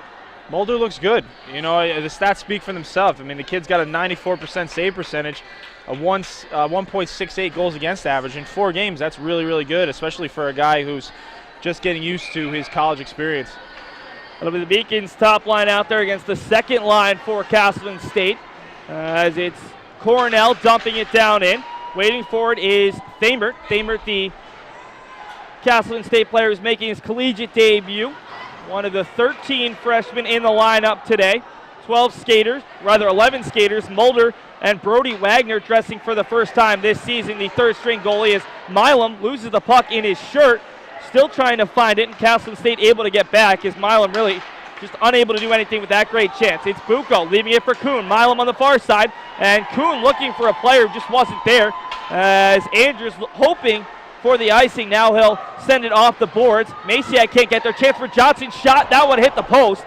As the Beacons fortunate on that one. Just maybe a bit too much on the fancy passing today as Kuhn looking for Buco. Buco trying to shield off two players. Castleton State will send it out towards neutral ice. And it's Houston there for UMass Boston. Dump down in for Brett Mason. Mulder trying to leave it for a teammate. It's stolen away by Kit Sitterley. Sitterley right at the goal line, looking to make something happen. Sitterley knocked off the puck. It's loose, and it'll be brought out of the zone. Controlled there by Trevor Hanna. Dumped right back in as Mulder leaving it. This time it's a bit more effective as Patrick Thornton beat a Beacon to it. Sitterley knocks the player off his skates, but Hanna is there to clear it up. Controlled by Tyler Gaudry. Gaudry across for a teammate. Houston tried to keep the Beacons on side, unable to do that one. It was pretty obvious. Yeah, I like that play by Houston, though. You know what? You might as well try it and see if you can get away with one. But, Seth, just too many crowd plays by the Beacons. And what I mean by that is, you know, toe drags and drop passes, they look pretty, but they get predictable. And while the crowd loves to see that type of stuff, it's not going to win you a hockey game. Too many of those from the Beacons, and that's creating turnovers. You saw Castleton hit the post there. Fortunate to get away with one. And right now, if not for Zach Andrews, this could easily be a 2-1, 3, even 3-1 game at this point. As Stephen Buco with the lone goal. Andrews has done a nice job as he'll escort that puck towards the boards on a shot that was going a little bit wide. Albie Daly able to poke it loose amongst four players. Daly out of the zone, and it's controlled by Miller. Miller with McStravick and Maciag in there, rather Bishop, as his shot deflected wide. Puck comes out, a Castleton player loses his stick. That was Brock LaBelle, as LaBelle will skate back towards it. He was looking for a call. Daly gains the zone, but knocked down immediately. The Beacons want a call, and now it's Boyd sending it in. And immediately you could see Steve Moffitt so upset at the fact that LaBelle had to get that retaliation. We saw the Beacons playing a little bit undisciplined in the first period, and now Castleton, a team that normally doesn't get called for too many penalties, making an ill-advised decision. Yeah, you could almost see that one coming. Trying to get his stick in the zone, and Albie had an opportunity, stepped up, tried to make a move, and you almost saw that penalty develop. Good thing, fortunate. Albie's taken a lot of damage. He's had a great game tonight, but he took a hard hit behind the net earlier in the first period, and that hit I know has him shaken up a little bit. He's the type of player that can take a lot of damage, but every single one of those hits takes a toll on you. And now we're going to get a change here for Castleton State as they get their penalty killers out there. Skating onto the ice is Charles Bando, the fourth line left winger, the junior out of Wakefield, Massachusetts, one of the very few Castleton State players who hail from the Bay State. Beacons out there with their first line power play unit, Larkin, Milam, and McIntyre, Cornell, and Buco. All those players familiar with each other, as McIntyre and Buco actually played on the same line together at points, and McIntyre was out there with Milam a year ago alongside Travis Daniel, the Beacon senior captain from a year ago, who's up there on the 100-point scorers board with his 125 career points. It's Buco up top for Cornell. He has a huge slap shot, sends this one wide, but it bounces right out to Buco. 20 seconds into the power play. Across from McIntyre. Beacons set up here, looking to do something with their fourth power play opportunity of the night. Cornell sending it across for Buco. Buco up top for McIntyre. McIntyre sends a shot right off the leg of a defender. That time it was Brian Green. Castleton gets the clear, and they'll get four new players out there. The Beacons are doing the right thing. They're feeding the top of the blue line, which is what Castleton's giving them, but they wait to take the shot. Instead of taking what's given to them, they try to make the next play and drive close to the net, which is creating block shots and giving Castleton an opportunity to regroup in the penalty kill. Milam fighting in there against Thornton, and Cornell almost able to save it, unable to do so though, as he'll send it D to D over for Buco, as the Beacons going with four forwards and a defenseman out there rather than your normal three forwards and two defensemen, as it's McIntyre leaving it off for Buco. Buco finds the trailer in Cornell. Cornell from the slot, shot. Mulder way outside his net, makes the save. McIntyre shot that's blocked. Mulder's lost his stick, and it's in for Cornell. Thornton trying to get the stick over to Mulder, unable to do so. Buco leaving it for Sitterley, and Sitterley's shot is deflected high. The Beacons creating those chances, and Matt, we talked about it with the Peter Belisle interview. He said the power play needed to be better. They needed to take more shots. Creating some great chances here, but could they have even more chances if they're more aggressive? Yeah, that one should have gone in there. They had the Castleton goalie Mulder on his back, and they weren't able to. Shot got blocked, but there's actually a subtle play there, and I'll tell you after the next whistle. Augustine over to Bishop, right back to him. Bishop up top, struggling with the pass, sends a shot deflected high, just short of the netting that time as it's cycled around the half board. Sitterley stepping up, loses the puck. Burns almost had it. Now he loses it. Chance in front. Finger looking for Augustine, and Mulder somehow able to make that save as once again sprawled, this time on his tummy, and Augustine unable to lift that one up. Yeah, Frankie's going to be upset. He wasn't able to corral it and pass across, which is unfortunate because he would have buried it automatically. Still a nice save by Mulder, but earlier I was speaking to, Mulder had lost his stick. Milan was in front of the net, and actually not only was he screening the goalie, but was blocking the D-man from getting the stick back to Mulder, which is a very veteran play and a little subtlety in the game. Finger in front for Sitterley. His shot is escorted wide. Sorry to interrupt that time, Matt, but by far the best power play of the night for the Beacons. Unable to score, though, as that'll do it, and we're back to 5-on-5 skating. Sitterley looking to get it over to Josh Haverstrom, who's had a quiet night. Haverstrom fighting amongst a couple of green shirts, and it's finally cleared out of the zone by Green. Ryan Green, the offensive defenseman for Castleton State, as that one went off the stick of a Castleton State player on the bench, and that'll lead to a face-off.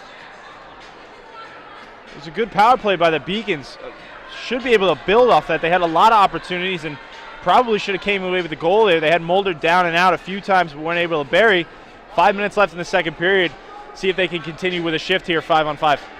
Well, I think at least you're able to take a bit of momentum off of that, a bit of confidence. Is UMass Boston, we talked about Castleton State struggles, 0 for their last 18 coming into this game. They're 0 for 4 today, actually 0 for 5. UMass Boston 0 for 4 in this one. They struggled against St. Anselm College. They need to get that power play going again after such a strong start to the season. They started against UMass Dartmouth. It went down the books as 7 for 9. But in all reality, they had 7 power play goals on 5 power play opportunities. As UMass Dartmouth was called for a 5-minute major, and the Beacons made the Corsairs pay. It's Kuhn. Kuhn, as Castleton State will be called for a penalty, and now it's going to go on the Beacons. UMass Boston can't believe it. I'm actually not sure here why that whistle was called, unless it is on the Beacons. They had possession. The ref waited to blow the whistle and then blew it while the Beacons still had possession, so I'm not sure. Buco's the one going off, but that was kind of an awkward play. Beacons definitely had possession. The ref waited to blow the whistle. Yeah, the Beacons able to make one more pass before the referee blew the whistle. That one looks like obstruction.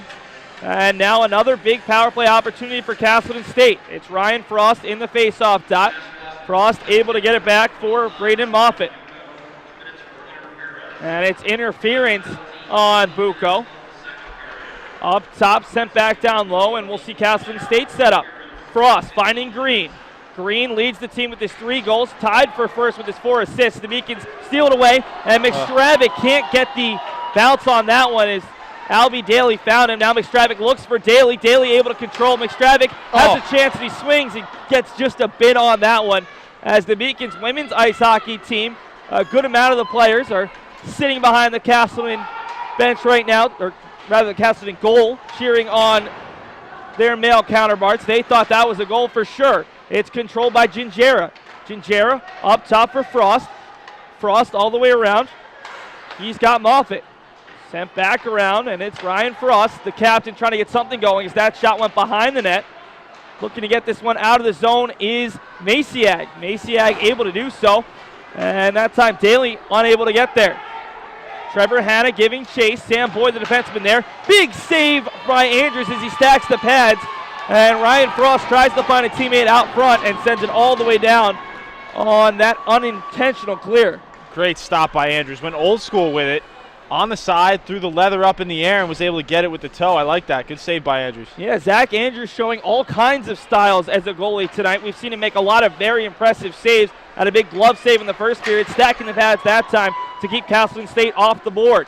Andrews nearly had a shutout in his last game, allowed 1 goal against St. Anselm College as he makes another save there as that shot right into the belly off the stick of Brian Green. 16 seconds to go in the power play, 3:15 to go in the period. UMass Boston leading 1-0 off a goal from Stephen Buco. But, Matt, in reality, I would say this game is much more even. The scoreboard shows maybe even slightly favored for Castleton State. Yeah, I mean, it's just a 1-0 lead for the Beacons, and it has been both ways. I think every time the Beacons start to get a bit of momentum, they either screw it up themselves or Castleton answers back. As that pass is knocked away by Brett Mason, unable to corral it. Now it's behind the net. Controlled there by O'Toole all the way out as Patrick Thornton couldn't keep it in the zone, and that'll do it for Castleton State's power play opportunity. 3rd of the period, 6th of the game, and they are 0 for 6, 0 for their last 24, 3 for 29 on the year, and I'm sure that's something Steve Moffitt is going to continue to work on in practice.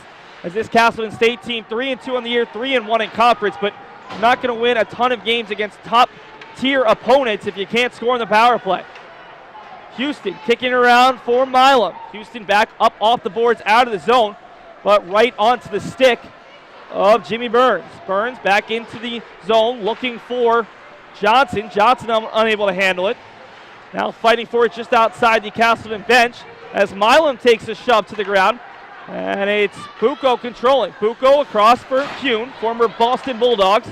As it's Buco trying to leave it for Kuhn. Kuhn not able to get there. And the puck will be brought into the Beacons' end.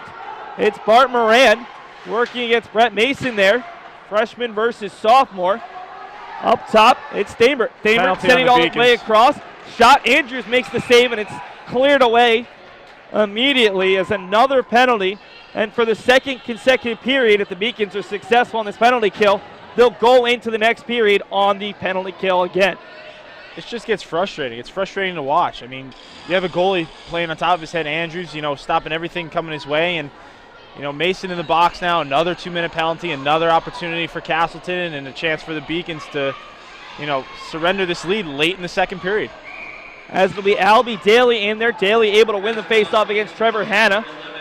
Cornell unable to clear the zone as it's 2 minutes for slashing for Mason there, the freshman out of Raleigh, Massachusetts. Controlled up top by Burns. Burns' pass is sent a bit wide by Gingera. Daly can't quite get there, may have tripped up Hanna. No call coming this time as Ryan Frost couldn't control it, and Daly able to send that one out towards center ice. McStravick and Burns. Yeah, that's going to be a penalty interference. McStravick was chasing down the puck, and almost a pick play there by Burns. He stepped in front of him, took his legs out. That's an easy call for the refs. But, Seth, the one thing you're seeing is the penalty kill guys constantly having to be called on here, and there's only so much they can do. There's only so much energy. Don't forget, they're taking regular shifts just like the other lines, and then they get called upon on these penalty kills. It's almost like a double shift. So the more they get called upon, the more likely it is that they create less and less energy, and it's just a bad start for the Beacons to get into, a bad habit to get into. But nevertheless, 4-on-4 here, minute 22. As Buco wins the faceoff, able to keep it, sending it out top for Bishop. Cornell lines up for a big shot, didn't get anything on it. Fortunately, it looks like his stick did not break that time as McIntyre's pass for Cornell sent right back at him. Buco finding Cornell, but Cornell, for the 2nd time in this period, unable to keep a puck in the zone. It's Buco ahead for Bishop. Bishop looking for a teammate. His pass is knocked away, and now Bishop has to fight to avoid giving Castleton State a good chance. McIntyre leaving it for Bishop in on Mulder. Bishop got a shot. Now McIntyre with a shot, and Mulder able to cover up. 30-second difference between this 4-on-4 and the Beacons' power play, although the Beacons will have to wait till the 3rd period to get that man advantage, as there's 47.1 to go in this period. Good little give and go there. McIntyre and Bishop, they got a good opportunity, force Mulder to make not 1 but 2 saves. Sitterley can't win that faceoff as it's Green sending it up high off the boards. Knocked down by Maciag. Maciag over to Sitterley. As that fluttering puck is knocked away, and Brian Green will clear once again right onto the stick of Maciak. Can the Beacons make something happen here? Maciak is stripped by Green. Green has a player to the near side, and Kirk Johnson tries to leave it for him, and a great job by John Houston to get a stick in there. Houston gets it back from Sitterley. 20 seconds to go in the period. The trailer is DeAugustine, but Houston electing to take the shot and right into the stomach of Mulders. Some really fun back and forth hockey here. Great play by Houston, was able to break up that 2-on-1 with his stick. Not only that, but then creates a rush going back down the other way, and I know he was looking for his roommate, Frankie DeAugustine, on the weak side, trying to get that pass across. Defense took it away, and he made the right play there, taking a shot on net. I know that's not his forte, but it was the right play. Good job by Houston and a great shift. That's some great insider information from Matt Meisenbacher, the former UMass Boston men's hockey player. Bishop, a shot through traffic, knocked away, and Mulder pokes it away with 7 to go in the period. Bishop across, and it's Cornell winding up a shot. Score! It might have been Sitterley on the tip, but the Beacons, with 1.5 to go on the clock, not only take a 2-0 lead, but they'll still have that power play advantage heading into the third. Huge. What a play there. Huge goal, huge goal. Not sure if it's going to be Sitterley or Cornell that actually gets it, but just that's really, really good for the Beacons going in. Two goals up here in the second period, and 1 second and a half left in the period, and they're able to bury one. And just a great shot by Cornell. He's letting it go all night. On the flip side, for Castleton State, how deflating is that? You're not only down 2-0, it happened so close to the end of the period, and with such a young team, that could really put those players in a bad mental position heading into the third. It's tough. That one's tough. That one hurts a little bit. Like you said, rather than being 1-0, it's 2-0 now. Now you have a 2-goal hill to climb going into the third, but I think Moffitt will be able to go into the period and corral them, and they'll be able to get their emotions back in check a little bit, and Beacon should be careful. As long as they stay in the box, they continue to give Castleton opportunities to score. As they are going to change the goal, we'll bring that to you in a second. Matt, a period where the Beacons didn't really play as well as they would have liked through the middle of the period. In fact, probably they'd like to erase the second minute through the 19th minute, but a goal 48 seconds into the period, a goal with 1.5 seconds to go, that's the difference. And how much of that is just having so much skill rather than necessarily playing the kind of Beacons hockey that Peter Belisle would like out of this squad? Yeah, I mean, you've heard me on the broadcast. I've been a little bit negative towards them all night. I'm seeing a lot of things I don't like and taking a lot of penalties, and they've been a little bit lax in the D zone, and the power play has been kind of hot then cold. So there's been some things I don't like, but here's the positive, Seth. They're up 2-0, and the scoreboard is what matters. So 2-0 going into the third period. You've got a team full of senior leadership. You've got the penalty kill, which has been great all night, and Andrews has really been the best player. He's come up with a ton of saves that have really kept this, kept Castleton scoreless, and they should be able to come out here with a W, but what's the most dangerous lead in hockey? 2-goal lead, so. Well, they give the goal to Kit Sitterley, at least on the public address. The stats are telling us something different. We'll confirm for you during the intermission. Sitterley was the player in front. He may or may not have gotten the tip. Either way, Dan Cornell is going to get a point. Question is a goal or an assist. Tyler Bishop picking up the second assist. UMass Boston leads 2-0 through 2 periods thanks to goals from Stephen Buco and either Dan Cornell or Kit Sitterley. We're going to take a break right now, a 90-second break, and then we'll bring you the women's basketball season preview as we look around the rest of Beaconville. A very busy weekend here as all 4 winter sports playing in the third weekend of November.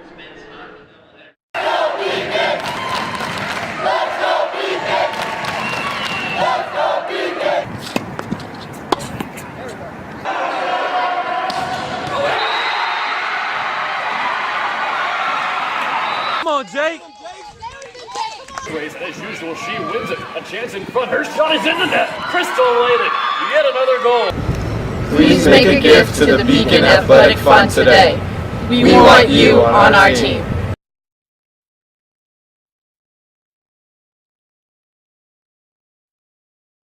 My name is Allie Greenberg. I'm an ice hockey player here.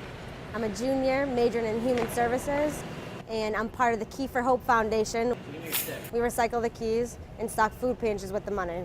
I wanted to bring this foundation to the athletic department, and I believe we can end hunger starting at UMass Boston. I got started with the Key for Hope Foundation due to my father.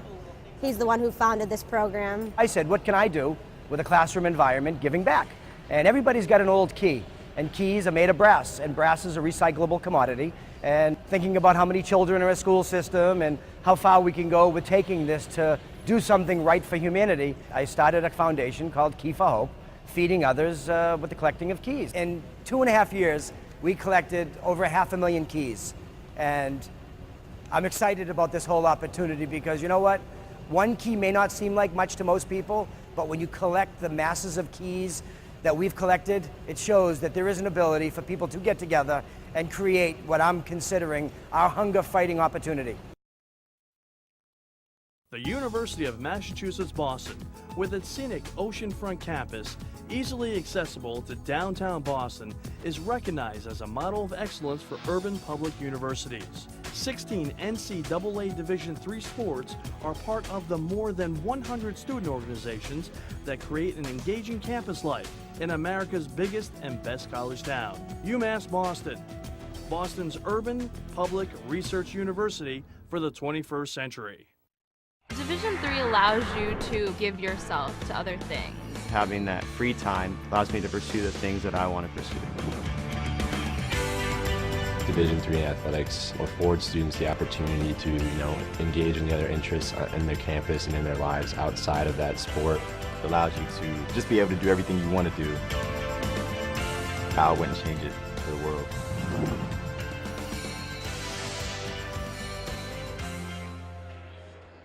And welcome back to the Beacons Ice Arena. UMass Boston leading 2-0. Kit Sitterley was, in fact, credited with that second goal of the period as the Beacons with goals from Stephen Buco 48 seconds into the second, and Kit Sitterley with 1.5 seconds left in the second to give UMass Boston a 2-0 lead.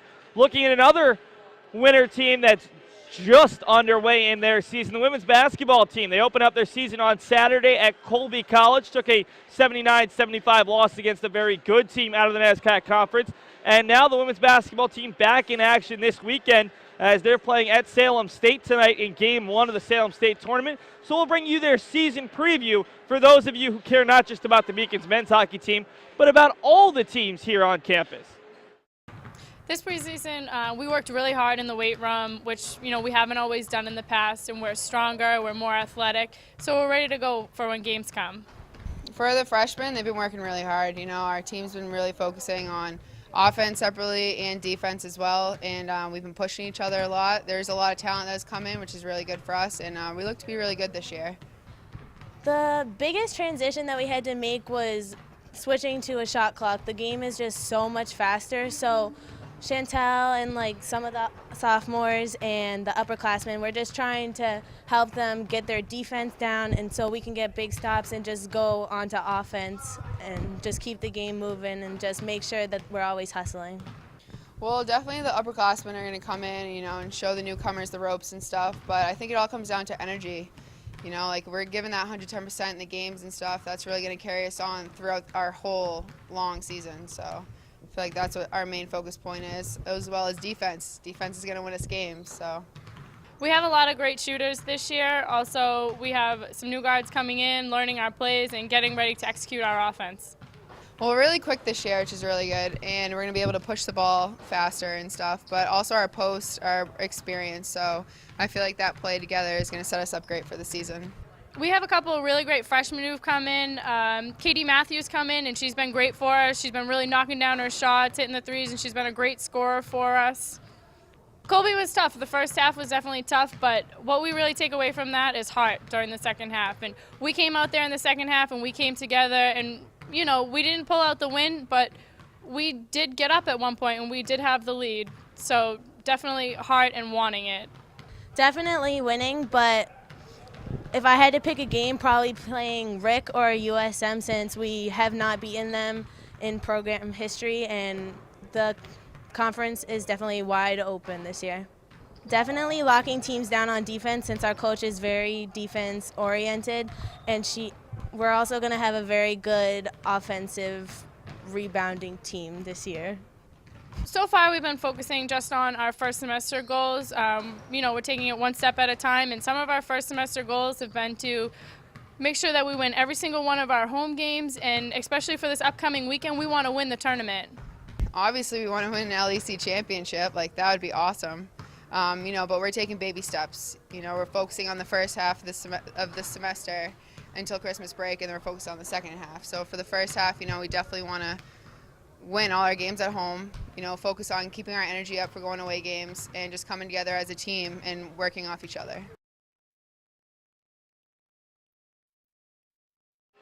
And welcome back to the Beacons Ice Arena. We've got good news from the Salem State College tournament. Brittany Moore talked about wanting to win that tournament.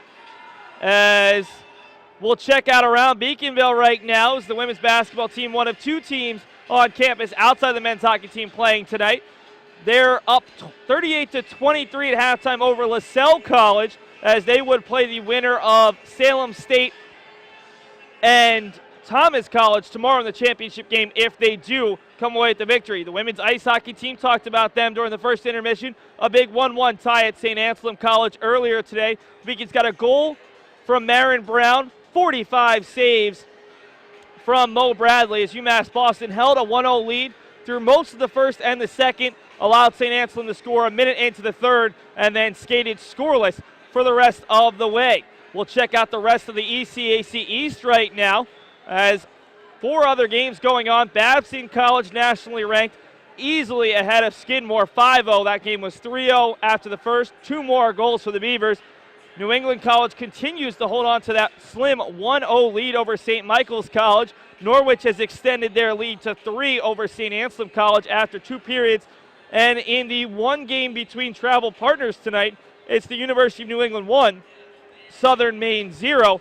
As now we'll take a look at the stats from that second period, actually through the first 2 periods, as the Beacons, there we have the updated stats. The Beacons led in shots 18-9 in the second period, extending their total out to 31-19 for the game. Saves 16 for Ryan Mulder. He has 29 in the contest. Zach Andrews picked up 9 more. He's got 19. Beacons power play 0 for 2. They're now 0 for 6. 0 for 4 rather on the game. UMass Boston will have a power play 9 seconds into the third period. Castleton State 0 for 4. They're now 0 for 6 on the game with 8 total shots, 0 for their last 24. And face-offs, the Beacons winning just 22 of 51 thus far, as Castleton State holding an edge there, but not in many other places. We'll take one more break and then be back about a minute before the start of the third period here on the Beacons Broadcast Network.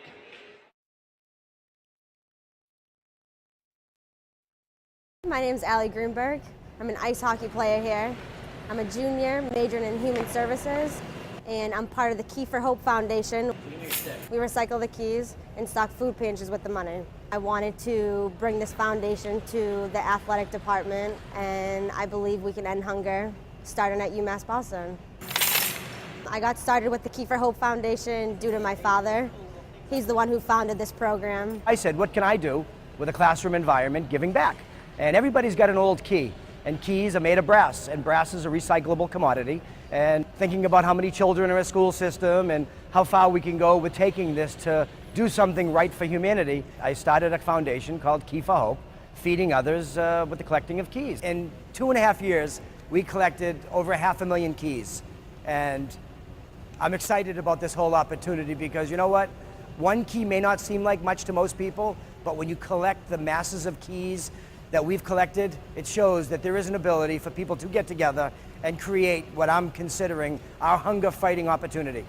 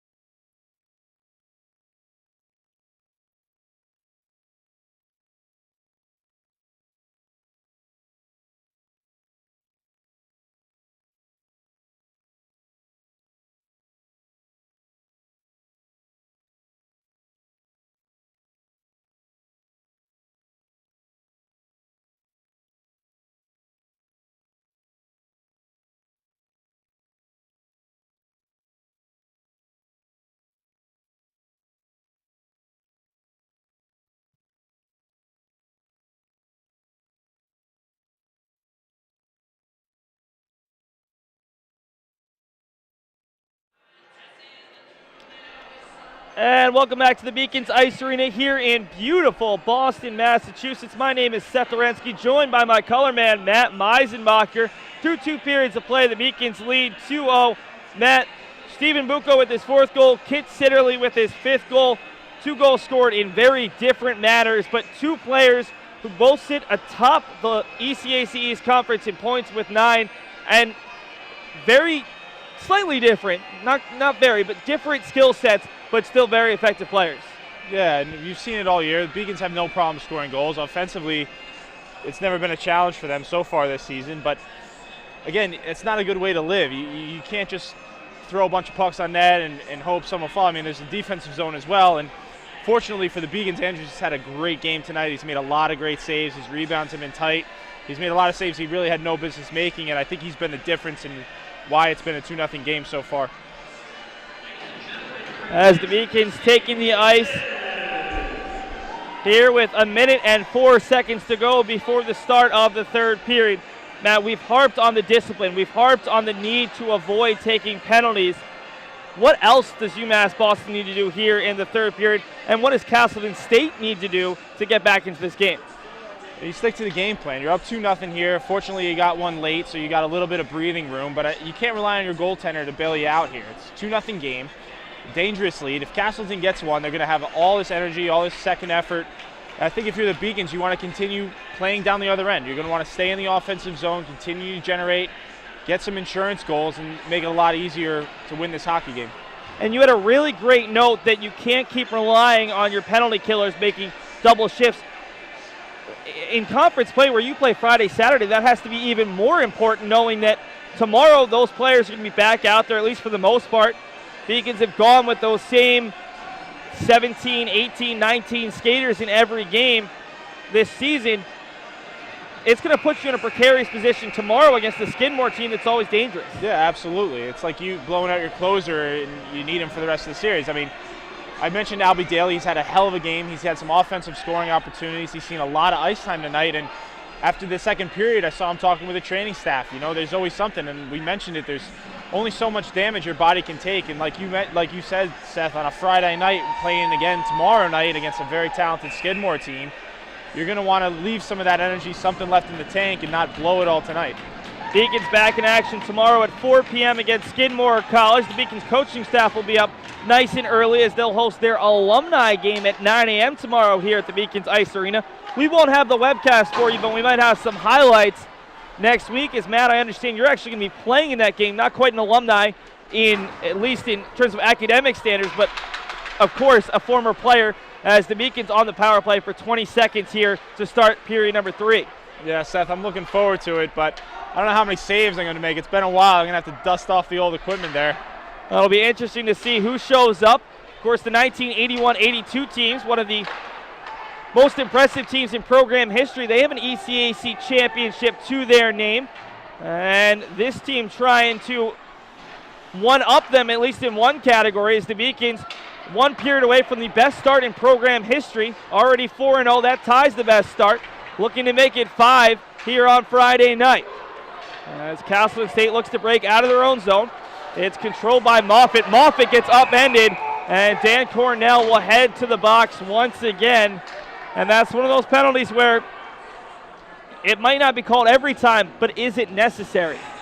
Yeah, Cornell's a tremendous hockey player. I mean, he's very, very talented. He's a transfer from Northeastern, but if there's one negative to his game, it's he spends a lot of time in the box. And I know personally he's working on it with Blyle, and being a strong guy, a lot of times these penalties aren't warranted, but just figuring out a way to stay out. They need him on the ice, not in the box, bottom line.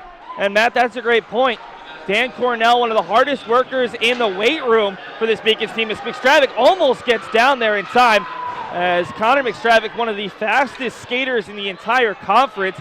He showed that in a couple of big games last year, a big goal at Frozen Fenway based off of his speed to put Salem State away, and then a big goal in the ECAC's quarterfinals against the University of New England, where he fed Albie Daly. Those two players out on the penalty kill right now, as McStravick will cycle it down low, trying to kill a bit more clock because we're 30 seconds into this man advantage. Cornell to the box for the second time today. Castleton State 0 for 6, trying to make it 1 for 7 as it's left up. Moffitt with it. Moffitt has it poked away, and it's Mason over to Houston, who's able to dump it down low, and Mulder has to touch the puck once again, leaving it for Burns. 1 minute and 3 seconds in that. We've seen quite a few Castleton State power play opportunities. Why do you think this team isn't hitting all cylinders on this power play? They've been getting some chances. Zach Andrews has been good, but obviously there's something else going on here. Yeah, you see it at the pro level too. I mean, teams go through periods where the power play is just dead silent and ice cold, and I think if you're Castleton, it's just a matter of getting that first one and figuring it out from there. I know the coaching staff is probably doing everything they can with different types of matchups, but I think if you're Castleton, it's just sticking to the game plan and trying to get one. Jeremy Finger tries to break the play up. Castleton able to keep the zone, as now it's Maciag amongst two players. Puck sent for O'Toole. O'Toole amidst Maciag and Finger will cycle it back down low. Controlled there by Corbin Marcotte. Marcotte getting it right back as it was Simon Theodorson.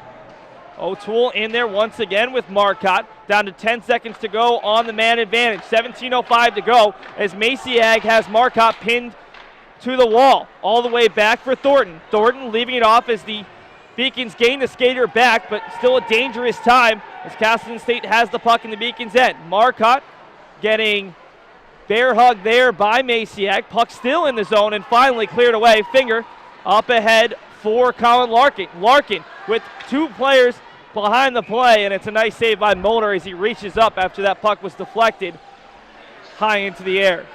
Another good kill by the Beacons. They rely on McStravick, Daly, and Miller to kill off these penalties, and they've done a good job all night. They started the game for the Beacons. I think Blau was looking for a spark early, and they've probably been the best line.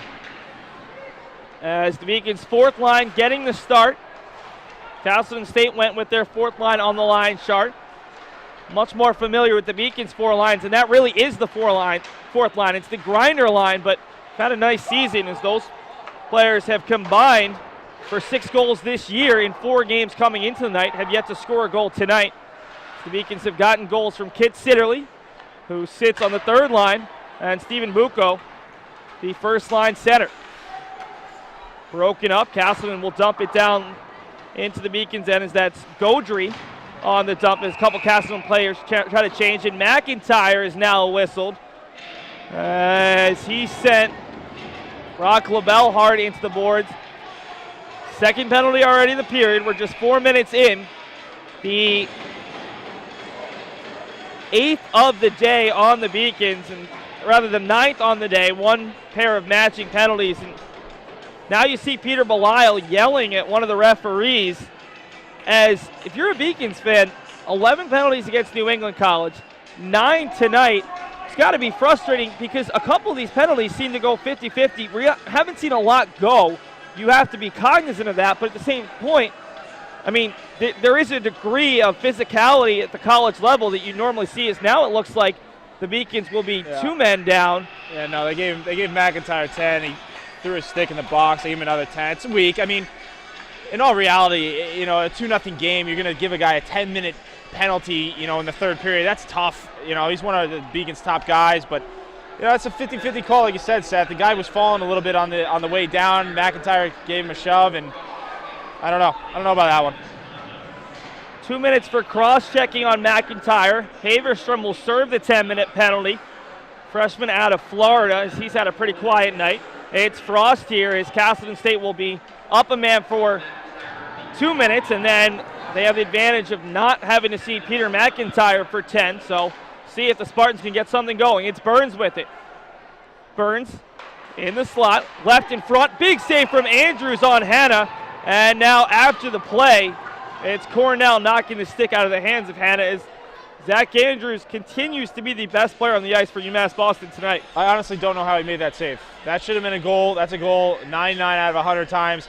My best guess is he came sweeping across with the glove and the pad, and it got something. And not only that, he was able to control the rebound. I mean, Andrews is totally in the zone, and in all reality, they're probably going to need him to continue to stay that way in order to win this hockey game. Another face-off win for Castleton State. They've been very strong in the face-off dot tonight. Controlled on the far side as it's on the stick of Ryan Frost, the captain, trying to make something happen for the Spartans, who are looking for a 2-game winning streak.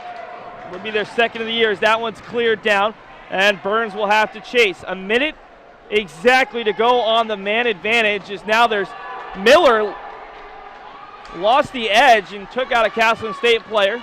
Referee's not calling that one. Hannah had a player rushing towards the net. Now we've got a stoppage. A Beacon player got in. Now we're going to have a high sticking call. And we'll see. Yeah, I'm not sure who it's on, Seth. They haven't really indicated so far, but it looks like it's on the Beacons. They're the one opening the door, and this is just pretty much a disastrous first 5 minutes for the Beacons. You got McIntyre who got a 2 minute, then they team up for 10, so now the lines are all messed up for the rest of the period. And now here another 2 minute penalty here, and it looks like it'll be Brett Mason. Mason, who looked like he had a clean legal check on a Castleton State player, but his stick came up as the Castleton player got up in the air, and that was enough for the call. It's Gingera, 5-on-3 opportunity, first of the night for Castleton State as they look for that first power play. As now Cornell thought he was tripped up, no call coming. It's Cornell, Daly, and Boyd, the 3 penalty killers, as Andrews makes yet another save. He hasn't had to make as many as Andrews, as now Daly skating one-on-one. One defender trailing, Daly shot, big save by Mulder, and Daly will send it all the way back down, and Boyd's going to have to give chase. Andrews will slow it down for his big sophomore southpaws. It's ahead for Daly. Daly had a great chance right there, and now there's some contact to the head on both sides. Daly thought he drew it. On the other side, it was Brian Green who thought that should have been enough for yet another penalty. Beacons with 3 players in the box. Haverstrom will come out. He was serving the 2 minute penalty. McIntyre and Mason still in there, 1:05 to go on the second of the 2 minute minors. That attempted clear goes off the face of Corbin Marcotte. And unfortunate for the Beacons as they try to clear. Nathan Milam out there alongside Maciag, McStravick, and Houston. And that time you saw McStravick try to get the Jets going, and he just slowed down. These Beacons penalty killers have really had to work hard tonight. McStravick and Milam have done a nice job. We've seen Miller out there, Daly, Jeremy Finger, and the defensemen have had to work hard as 3 of the defensemen have been called for multiple penalties tonight. Well, Seth, the fourth line for the Beacons is not your typical fourth line. They get just as much ice time as the other lines, and then on top of that, most of that fourth line is on the PK, so I would be willing to guess that these guys are somewhere around 20 minutes played tonight. Milam trying to find Miller, and Mulder clears it, and now after the play, it's Miller getting into some extracurriculars with O'Toole, who took offense to Miller trying to poke that puck home. Miller didn't hear the whistle. And now it looks like Miller's going to head to the box. O'Toole's got to be there as well, and it will be matching penalties here. And this is just getting absurd as O'Toole came hard after him, sent a shove right in, and that looks like it'll do it for O'Toole. Yeah, the refs are trying to put a cap on the physical play here. And like you said, Seth, you can't fault Miller there. There was no whistle, and that puck might have been loose. We didn't have a good angle on it. The goaltender was in the way, but, you know, Castleton taking a shot there, he gets tossed, and you'll see the referees step in here. I think you're going to see a really close, tight game the rest of the way, and they're going to put a cap on this type of physical play. Theodorson to serve the penalty for O'Toole. We'll see what the exact ramifications are. Either way, that's the last we'll see of Ryan O'Toole tonight. It should be 4-on-4 play. In fact, the Beacons should have a power play upcoming. Peter McIntyre already has been called for a 10-minute major after he expressed his frustration with a call. Beacons with 3 players currently in the box as Mike Miller was called for a matching penalty. We'll see if this is a minor or a major. What's tough about those 10-minute penalties, Seth, is now you have to cover that line. So it jumbles everything in terms of lineups. And from a coaching standpoint now, you have it on both sides. So we're going to see a lot of matchups you haven't seen, and that can affect the chemistry. Probably a disadvantage for Castleton because the Beacons are the ones with the 2-0 lead. As we've got an update from Salem, the women's basketball team now leads 64-42 with 7 minutes to play. As UMass Boston looking to continue what's been a very strong week thus far. The men's basketball team off to a 2-0 start. The women's basketball team looking for their first win. Women's hockey earned a very respectable tie at a difficult Division II opponent. And now the men's hockey team looking to pick up their program record 5th straight win to start the season. So it looks like it'll still be 5-on-4s. There's some more jawing there between Boyd and Green on the far side. Those 2 players getting into it, and now Boyd is going to be sent to the box. So not 1, not 2, not 3, but 4 Beacons in the box, and it'll be another 5-on-3. And net, now we're seeing the referees call this game in a different way. In the first period, Mike Kuhn got into it with O'Toole, and we saw both players escorted out after another play happened where they got into it physically. Now, a really quick pull there on Sam Boyd, and there's not enough space in the penalty box, as it'll be a 5-on-3. They still haven't announced the penalty on O'Toole. Either way, it's going to be a matching penalty on Miller, and Castleton State gets another great opportunity to get their first power play goal, and most importantly, first goal. 5-on-3 for another 8 seconds as Houston flips it out looking for Daly. Daly can't have too many legs left. So O'Toole's called for 2 minutes for high sticking. Miller called for a cross check, which sounds like that one should be switched. And it's Mulder sending it forward. As Castleton State brings it into the Beacons end, the PA announcer still trying to get through all the penalties. As it's controlled up top by Nathan Corey. Corey across for Moffitt. Moffitt finding Ryan Frost. Frost getting into it with Maciag behind the net. Up top for Nathan Corey. Corey sending it down low. Chance in front. Moffitt couldn't find it, and now it's in the pads of Zach Andrews. And Andrews didn't know where the puck was, but sometimes it's better to be lucky than good. That was a great save. He was screened in front, and Castleton player whiffed on it initially and then was able to get a shot. Good save, no rebound. But, Seth, going back to the refereeing, I mean, it's just no one's here to see the refs. No one wants to see them get involved this much. It's one thing to call a tight game, but when you're blowing the whistle every 5 seconds, you know, the Beacons have 4 guys in the box. Castleton has 1. It's a little bit frustrating, and from a fan standpoint, I know people, you know, they don't really want to see that. Corbin Marcotte won the faceoff, but he won it all the way out of the zone, and Castleton State forced to bring it out from their own end this time, as it's controlled by Charles Bando. Bando, his pass a bit too strong for Corbin Marcotte. The Beacons able to clear, as it's Dan Cornell. All 6 Beacons defensemen have to be tired out. The Beacons' 4th line, all 3 of them are penalty killers, alongside Nathan Milam on the first line. Jeremy Finger out there as well. Just Beacons penalty killers. We'll need a nice ice bath after this one. Sent behind the net. Big hit coming on Cornell, who's getting wrestled down, and that has to be a penalty, and it will be, as it's cleared the length of the ice. Mulder makes the touch.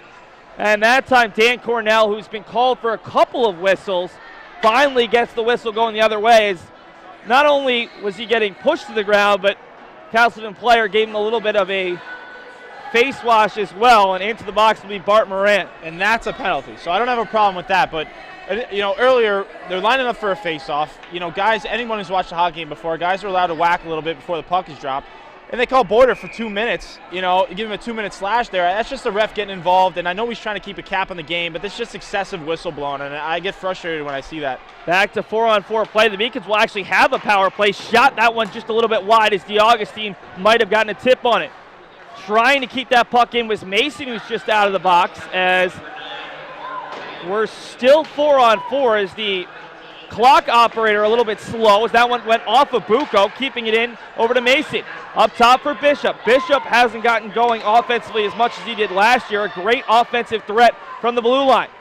It's Buco, already has 1 goal tonight, the other coming from Sitterley. Mason, soft little pass over to Bishop, right back up top for Mason. The southpaw shot, save comes out for Sitterley, and unable to get there in time as Sitterley tries to keep it in, and it's knocked high up into the boards, and it'll end up amidst the volleyball team out of play.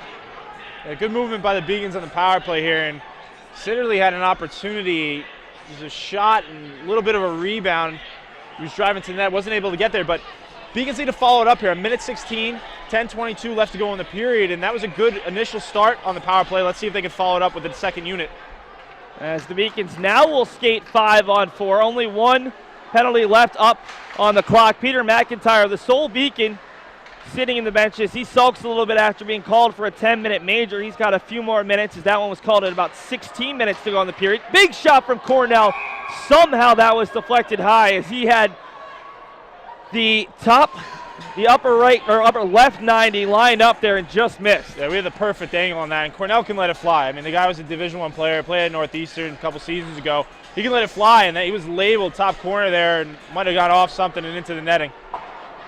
UMass Boston wins the faceoff, but Thornton able to clear it out as it's Masiak. Masiak joined out on the ice by Cornell, Kuhn, and Milam. As now we're back to, and the player all the way up at the blue line is Finger. Lost him for a second. Shot from Milam is deflected wide by Mulder. Now it's Finger, leaving it off for Kuhn. 33 seconds to go on the man advantage. The Beacons have an offer as well, as Cornell's shot is right into the chest there of Mulder, able to make the save. Ryan Mulder with 33 saves tonight. Zach Andrews on the other side has been the better of the goaltenders, 24 of 24, including some highlight reel saves. Both goaltenders have played well, and oftentimes, this is the problem with goaltending. You got two goalies playing really well, but one's giving up two and the other's giving up none. So you see here, both guys, only one's going to come away with the victory.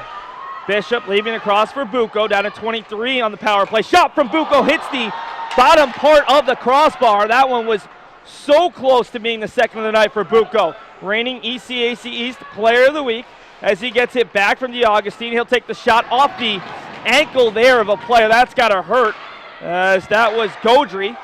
Buco looking for another one as he loses the dangle, and it's poked away and out of the zone.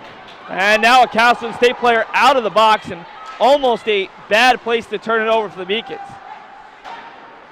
Bishop will send that one right towards center ice, where it's controlled and sent back in by a Castleton player. Mason, he's knocked to the ground as it's poked in front. A big save from Andrews, point blank, off the stick of Charles Bando. DeAugustine across from Mason, stolen away. Buco makes sure he's onside, sends another shot in. Mulder makes the save. That, once again, we see that open-ended hockey. Great chance from Buco on one end, and then Castleton State had a great point-blank chance on the other side. Yeah, both sides going at it, and you saw, I like that rush there. DeAugustine had an angle, was switched sides, went to the center, and Beacons were able to generate an opportunity off of it. Puck back into the Beacons end, controlled by Albie Daly, nearly loses it. We'll leave it off for John Houston. Houston now having some trouble controlling the puck, and finally Mike Masiak has it, and he'll settle. 8:17 to go in this third period. The Beacons got 2 second period goals, one from Stephen Buco, 48 seconds into the second. The second from Kit Sitterley with 1.5 seconds to go in that second period, and that's been the difference in this one. Masiak with a shot deflected wide as he was actually looking for the stick of Connor McStravick the whole way. It's Houston. Houston has Masiak instead of taking himself, gets the rebound right back off the body of a Castleton State player. The Beacons continue to control the puck in the zone, looking to get something going. Miller leaving it for Houston. Houston skates in, sends it for Miller. Miller shot just wide. A nice give and go there from the senior and the junior. Puck sent back out towards center ice, where John Houston, the steady-handed senior assistant captain, will send it in, and the Beacons will get a change. Good shift by the Beacons. They need to follow it up here. Good sustained pressure. They got a tired Castleton team now. Puck sent in. The Beacons hoping for an ice, and that might be the first ice of the game. It actually might be. But that's perfect. The Beacons, great shift. Forcing Castleton icing. They're not going to be allowed to change. And now you have a face-off. Fresh Beacons players deep in the zone. You might see Castleton take a timeout here. I'm not sure.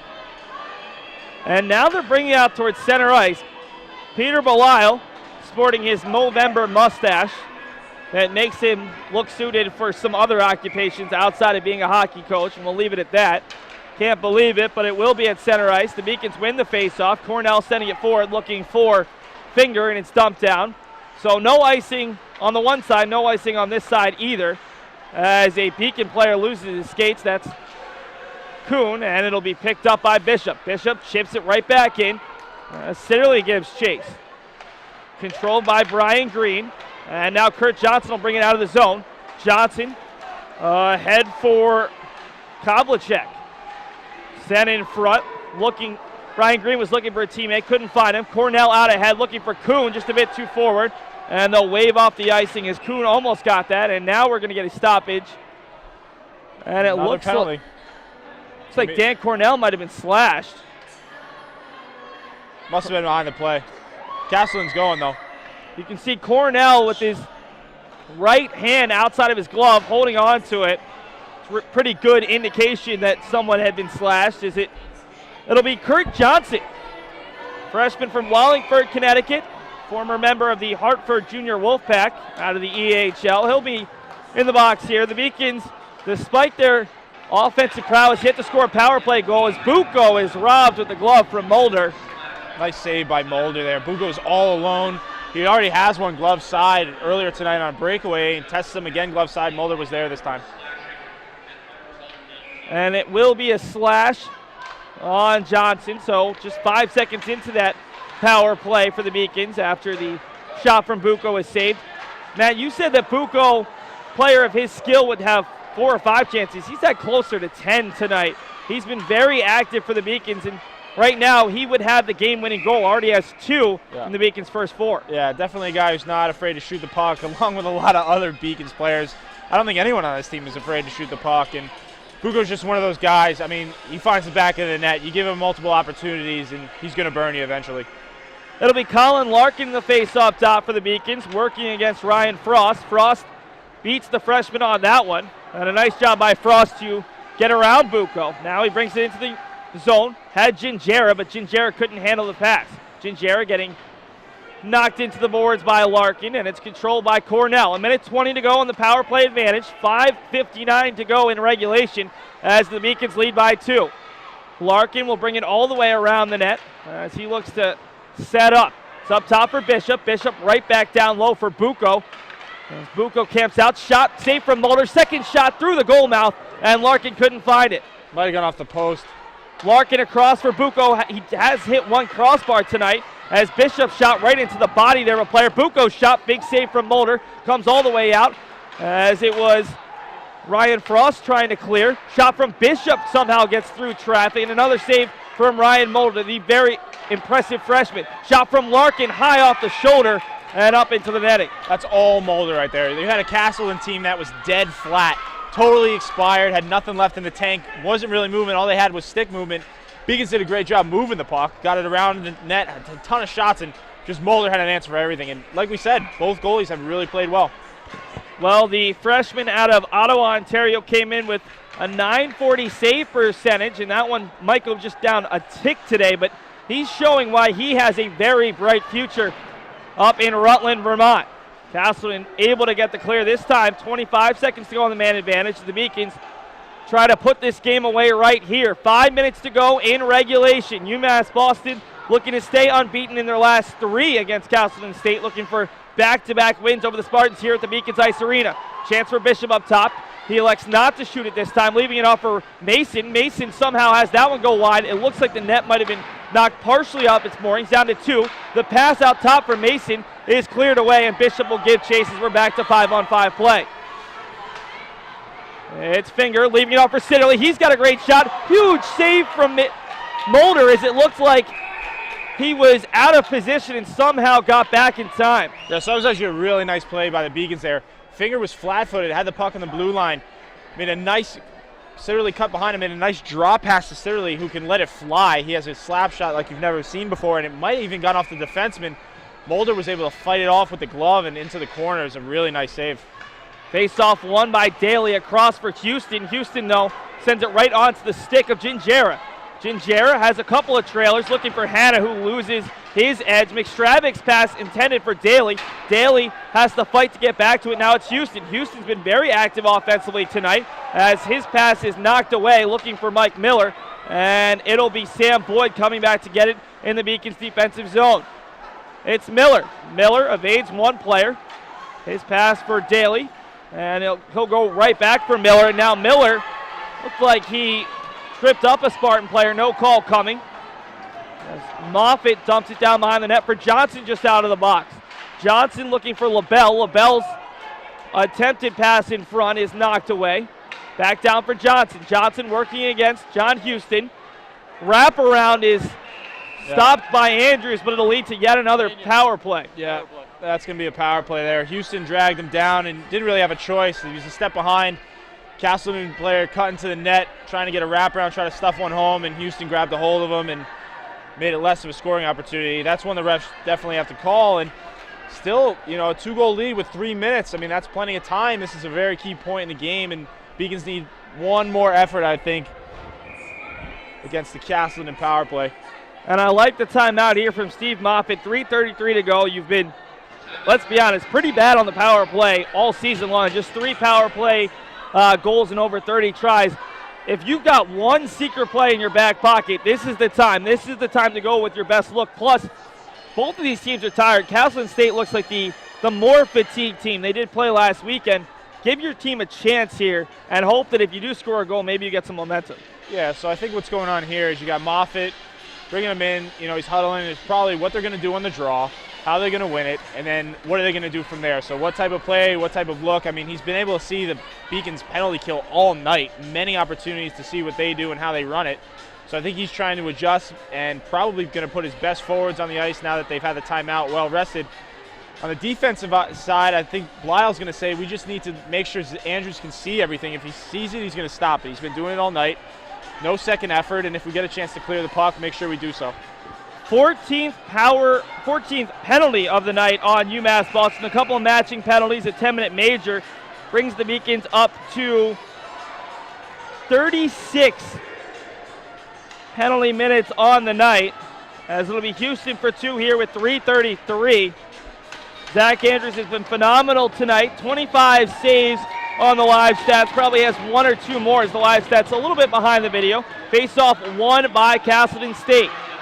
As it's sent down low for the Beacons, it's Cornell as that's a shot. Andrews makes another big save as it was Hannah from just inside the circle. Good save, and you see Andrews tapping Mason there. He actually had a nice play, was able to get a piece of that puck.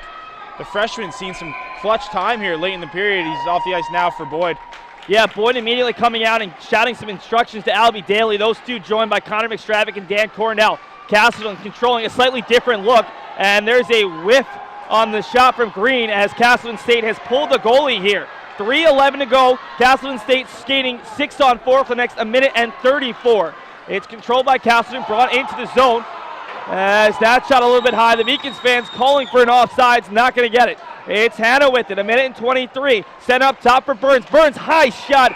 He had the angle there, it just missed. Yeah, he just missed there. Andrews was screened in front, 18 for Castle, and had him completely screened. And Andrews still was able to see a piece of it through the glove up in the air, but the netting was there. I mean, he hits the net there. That's probably in the back of the net. It's Charles Bando on the screen. Castleton State team very young, very precocious as they try to fight back into the game. Burns off the faceoff win, sends a shot that somehow goes just wide. Looks like Andrews didn't see it until the last possible second. That one might have been deflected off of a player's stick rather than the goaltender.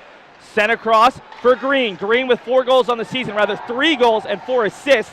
He leads the team in points and goals. His finger's taken down. No call coming. Remember, empty net right now. Castleton skating 6-on-4. We've got a hand pass against the Spartans, and the faceoff will come outside the zone. Yeah, it's key for the Beacons. Anything outside the zone at this point is considered a win, but Andrews' whole game has been called upon to just make save after save, and he continues to do so here. He's battling, and 2:31 left in the third. You know what he's thinking about. We won't say it, but let's kill this penalty off and get the W. Face-off won by Ryan Frost. Tried to bring it into the zone. It's tapped back into the Castleton end. No motor back there, so they'll have to take a few more seconds to regroup. It's Green bringing it out from behind his own net. 45 seconds to go on the man advantage. UMass Boston will get a player back, but they'll still be skating down a man as Andrews taps that one high into the netting on the shot that went from right to left. And, you know, that's a veteran play by Andrews. That's a shot to the stick side, and rather than kick a rebound out into the corner, he gets enough under it to put it up in the netting. You'd rather take a face-off there than have a rebound. It'll be Mike Kuhn on the penalty kill for the first time tonight. A senior captain stepping up, helping out some of his tired penalty killers. Kuhn, no stranger to the penalty kill, has played there the past 2 seasons. Pass sent across, deflected and out, and now Green will retrieve it with 25 to go on this man advantage. UMass Boston looking for one last big kill. It's controlled by Frost, sends it in on Andrews, and the junior goaltender out of Coral Springs, Florida, continues to be phenomenal for the Beacons. That's save number 30. It seems like he's had way more. I mean, he's at 30. That's enough in itself, but it seems like he'd be more up by 40 at this point. We've said his name all night. Daly, a huge face-off win. Boyd sends it the length of the ice. Normally an icing, but with the goalie out and the man advantage, the Beacons will take that one as Sam Boyd nearly had that all-important third goal. Castleton sends it in. Down to 3 seconds to go, and we've got a offsides coming against Castleton State as Dan Cornell and Connor McStravick over there tangling with Burns. And what looks to be Corbin Marcotte. Either way, no penalty coming this time. We've seen enough of those for 3 hockey games tonight as Daly in there against Johnson. Castleton State wins the faceoff. That'll be 6-on-5 as the Beacons get a player out. It'll be Mike Miller, who's been out there on the penalty kill, and Dan Cornell is called for the penalty there. A bit of a board. It's Burns here, 1:23 to go. The Beacons just need to keep Castleton State off the board for as long as possible. Johnson, his shot deflected, puck loose. Andrews still on his back, and the Beacons get a touch. It was Daly getting the touch, and we'll see Cornell head to the box. Back to a 6-on-4 for Castleton State. Cornell's headed to the box again. I mean, we spoke about it before. The guy's really strong. I mean, there's no doubt about it. He's in the weight room all the time. But, you know, you got to find a balance here. You're in the box as one of our best defensemen, and you got to find a balance. You got to find a way to stay on the ice, especially with 1:14, leaving your team shorthanded here with a 2-goal lead. Boyd out there with Daly, Miller, and Houston. Daly in the face-off dot. And at what point, if you're Pete Belisle, do you think about calling your timeout to save the legs of some of these penalty killers? Either way, won by Castleton State. Burns across for Green. Stick was bouncing high. That one might have caught Andrews or even the far post. Yeah, that was off the post. And now it's Burns losing it. Daly sends it wide. Giving chases Miller. Can he get there in time? He's sent into the net. 2 players collide into the net. Miller took the worst of that hit. And we'll see the call. They might just stop play there on the net off its moorings. Miller was shoved a little bit, but I would say not normally enough for a penalty, but with this refereeing crew, I'm not sure. Yeah, I don't know either, but great individual effort by Miller there. Raced for the puck. He turned everything he had left on and tried to get the empty net goal to ice the game. Wasn't able to do so, but the benefit is now there's a face-off in zone for the Beacons, which means Castleton is probably going to have to put their goalie back in net, yet they haven't done so far.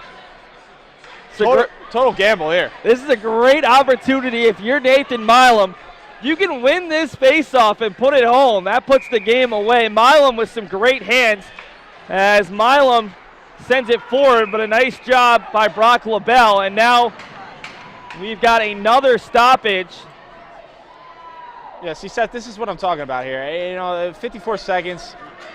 Players are trying to, you know, Castleton, I know, is trying to win the game. Beacons are trying to hold them off, but the refs have just been too known in the game. You're not supposed to notice them. You know, they call the game, and we've been saying it now for a couple of periods. It's just it ruins the flow of the game.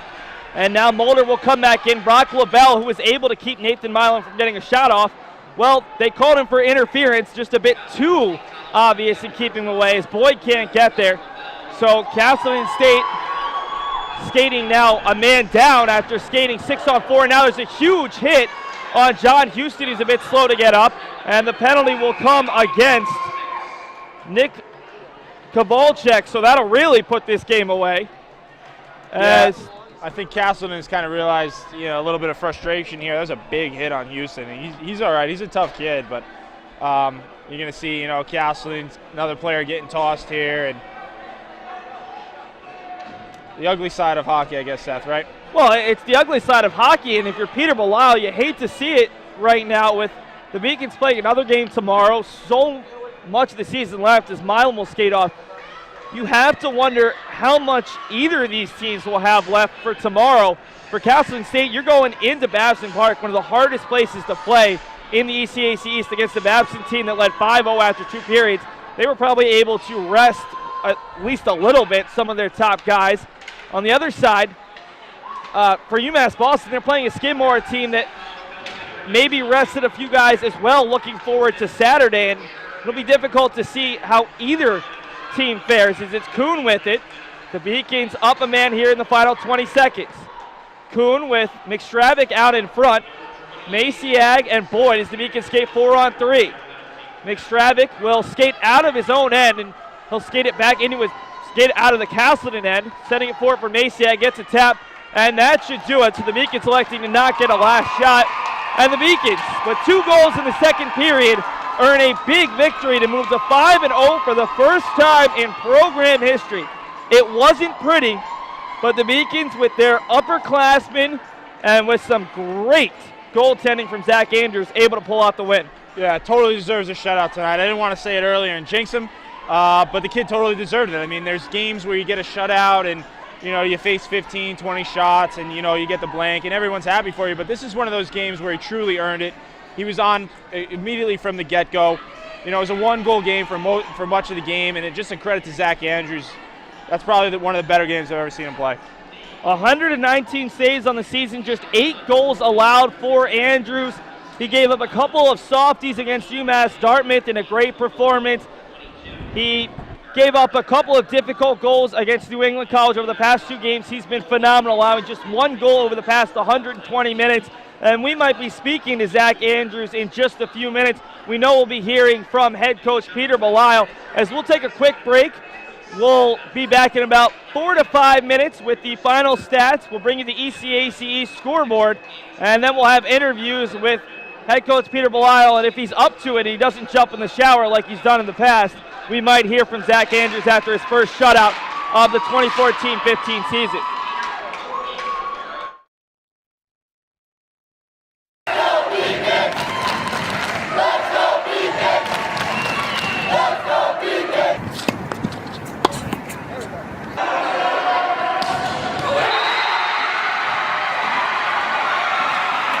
Come on, Jake.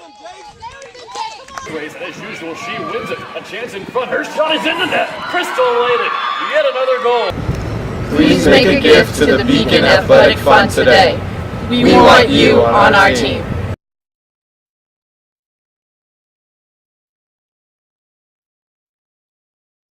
My name's Allie Greenberg. I'm an ice hockey player here. I'm a junior, majoring in human services, and I'm part of the Key for Hope Foundation.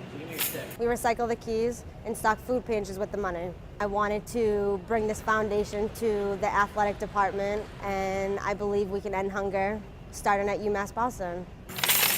I got started with the Key for Hope Foundation due to my father. He's the one who founded this program. I said, what can I do with a classroom environment giving back? And everybody's got an old key, and keys are made of brass, and brass is a recyclable commodity.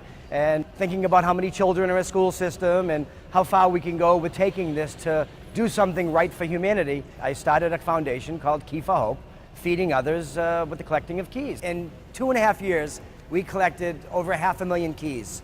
And I'm excited about this whole opportunity because you know what? One key may not seem like much to most people, but when you collect the masses of keys that we've collected, it shows that there is an ability for people to get together and create what I'm considering our hunger fighting opportunity. The University of Massachusetts Boston, with its scenic oceanfront campus, easily accessible to downtown Boston, is recognized as a model of excellence for urban public universities. 16 NCAA Division III sports are part of the more than 100 student organizations that create an engaging campus life in America's biggest and best college town. UMass Boston, Boston's urban public research university for the 21st century. Division III allows you to give yourself to other things. Having that free time allows me to pursue the things that I want to pursue. Division III athletics affords students the opportunity to, engage in the other interests in their campus and in their lives outside of that sport. It allows you to just be able to do everything you want to do. I wouldn't change it for the world.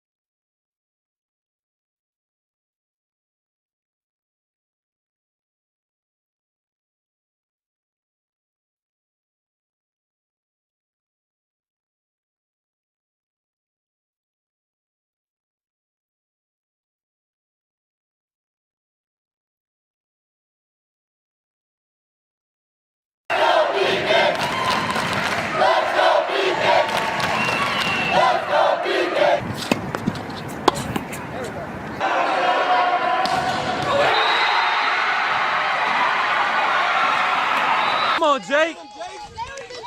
As usual, she wins it. A chance in front. Her shot is in the net. Crystal Leyland. Yet another goal. Please make a gift to the Beacon Athletic Fund today. We want you on our team.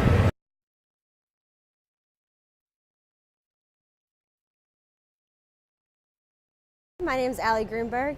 I'm an ice hockey player here. I'm a junior, majoring in human services, and I'm part of the Key for Hope Foundation. We recycle the keys and stock food pantries with the money. I wanted to bring this foundation to the athletic department, and I believe we can end hunger starting at UMass Boston. I got started with the Key for Hope Foundation due to my father. He's the one who founded this program. I said, what can I do with a classroom environment giving back? And everybody's got an old key, and keys are made of brass, and brass is a recyclable commodity. And thinking about how many children are in a school system and how far we can go with taking this to do something right for humanity, I started a foundation called Key for Hope, feeding others with the collecting of keys. In 2.5 years, we collected over 500,000 keys. And I'm excited about this whole opportunity because you know what? One key may not seem like much to most people, but when you collect the masses of keys that we've collected, it shows that there is an ability for people to get together and create what I'm considering our hunger fighting opportunity. And welcome back to the Beacons Ice Arena. UMass Boston, a 2-goal second period to earn the 2-0 victory. As head coach Peter Belisle having some words for his team in the locker room. I'm sure they're not all positive, but has to be happy with that 2-0 victory. My name is Seth Dorensky, joined by Matt Meisenbacher. And Matt, looking at the statistics, what pops out to you as we'll look at the final stats for these two teams. I mean, the stats were pretty even, but UMass Boston able to come away with the victory. Yeah, there's a few things here. I mean, consistency, you see the Beacons offensively, 43 shots. I mean, that's what we've seen all season, but surprisingly, 0 for 7 on the power play. And I think you saw, a few good power plays. There was good puck movement. I saw some bad power plays, and that's why you see 0 for 7, Castleton 0 for 10. I mean, we talked about it all game. They just haven't been able to get it going. But the real star of the game is Zach Andrews. I mean, 32 shots, 32 saves. The kid really turned it on in the third period when it mattered most. And I think, besides the negatives, I think the one real positive that you have a goaltender who's in the zone right now and is playing really, really well. Yeah, you look at Zach Andrews. He's our #1 star of tonight's game.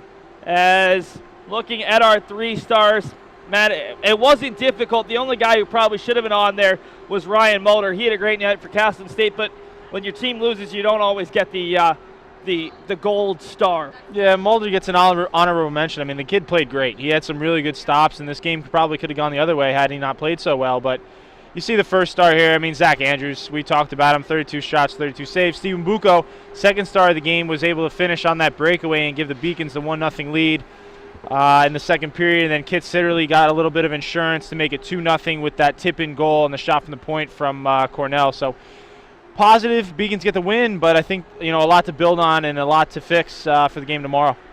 Yeah, as the Beacons now have 5 consecutive victories to start the season, moving 1 consecutive victory ahead of the 1981-82 and 91-92 teams, so the best start in program history for Buco. That's 3 game-winning goals in 5 games, as he's now tied for first in the country. We'll look ahead as we still wait for our 2 interviews tonight. The Beacons back in action tomorrow at 3 p.m. We'll have the call for you. Matt Meisenbacher will be back. He'll be joined by John Skudris. And then, of course, next weekend, Matt, this is a big change for the Beacons. No longer heading up to Manchester, New Hampshire.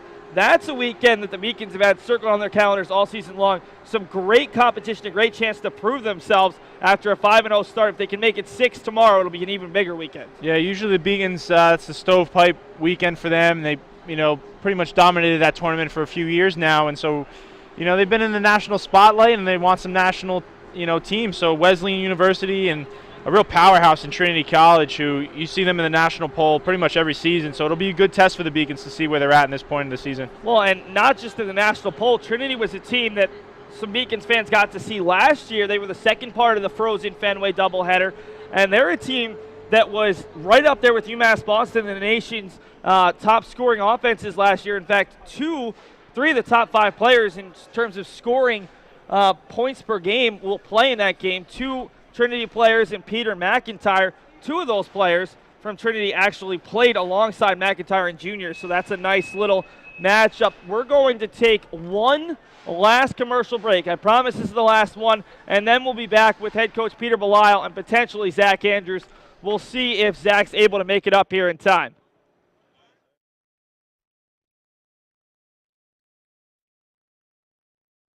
I did receive a non-athletic scholarship upon entering school. I got the presidential scholarship, which was huge for me. I think there's more opportunities for academic scholarships in Division III. I did receive academic scholarships. Just being involved on campus, being a leader, all those things combined kind of get me recognized. It's a great experience for me.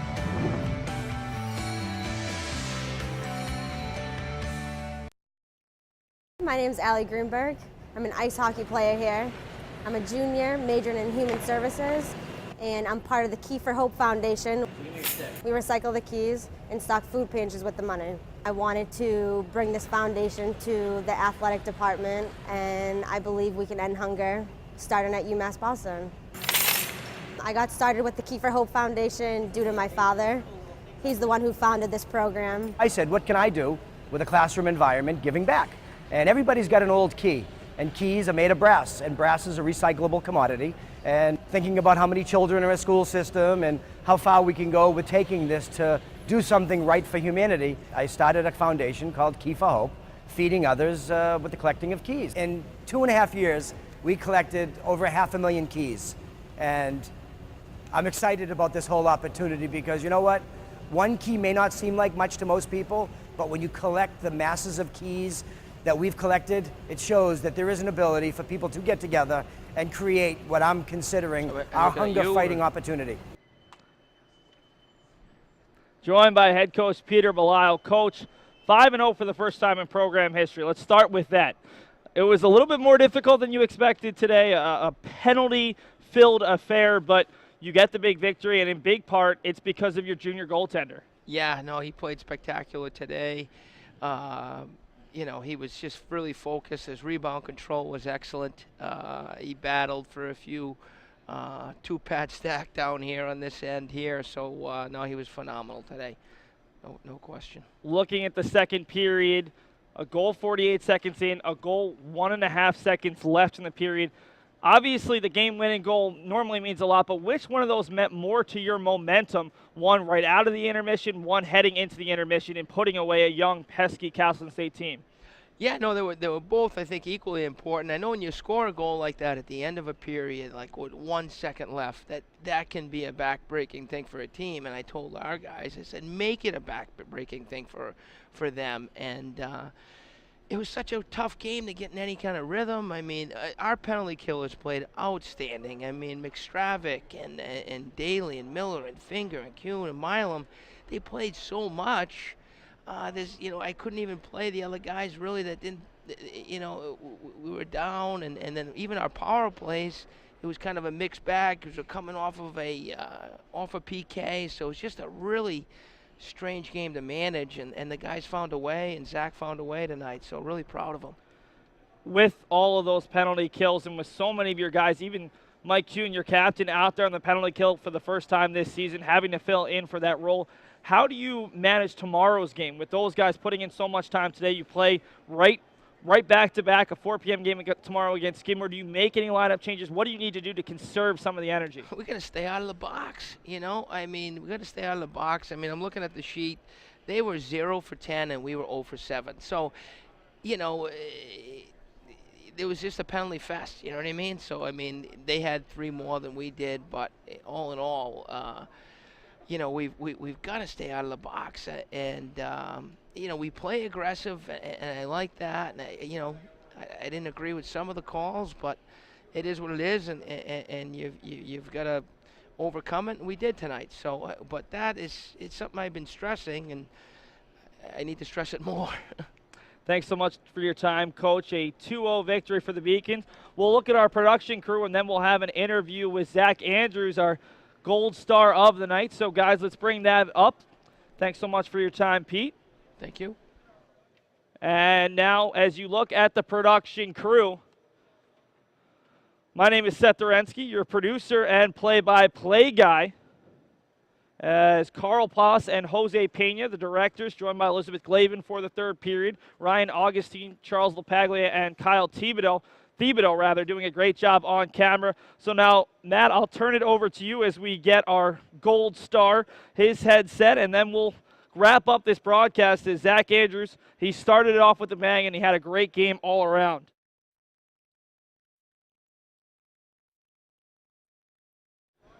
Thanks, Seth. And like you said here with Zach Andrews, and Zach, great job tonight. 32 shots, 32 saves, and you really made me proud. You know I taught you everything, but maybe walk me through a little bit of some of the harder saves tonight and kind of what you were going through the game. Mizey, I just want to take the moment to say thanks for having me on here. It's always a pleasure, especially by you, special goaltender that I played with, Matt Meisenbacher. Couple of tough saves. There was one on on one of the 10 PKs they had. They got a puck from behind the goal line, passed it out front. It was a quick shot, and I kind of got lucky and got over and hit my blocker, and I think it just bounced over the net. But other than that, I thought our defense did an incredible job in front of me.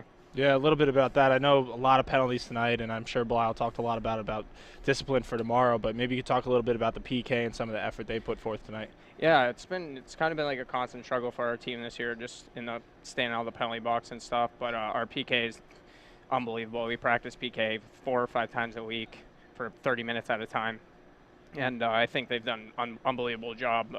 Carter McStravick, Albie Daly, those guys, Jeremy Finger, they just played incredible so far. Sure. And a quick turnaround game against Skidmore tomorrow, 3 o'clock. And what can we expect from a Skidmore team and from a Beacons team? I know a lot of effort tonight and might be a little bit tired. What can we expect tomorrow? Yeah, we have to come out hard tomorrow. Obviously, Skidmore, it's one of those teams where you never know what you're going to get with them. Sometimes they're going to be the best, sometimes it's not. But, we have to go out there and play our best so we can compete with them.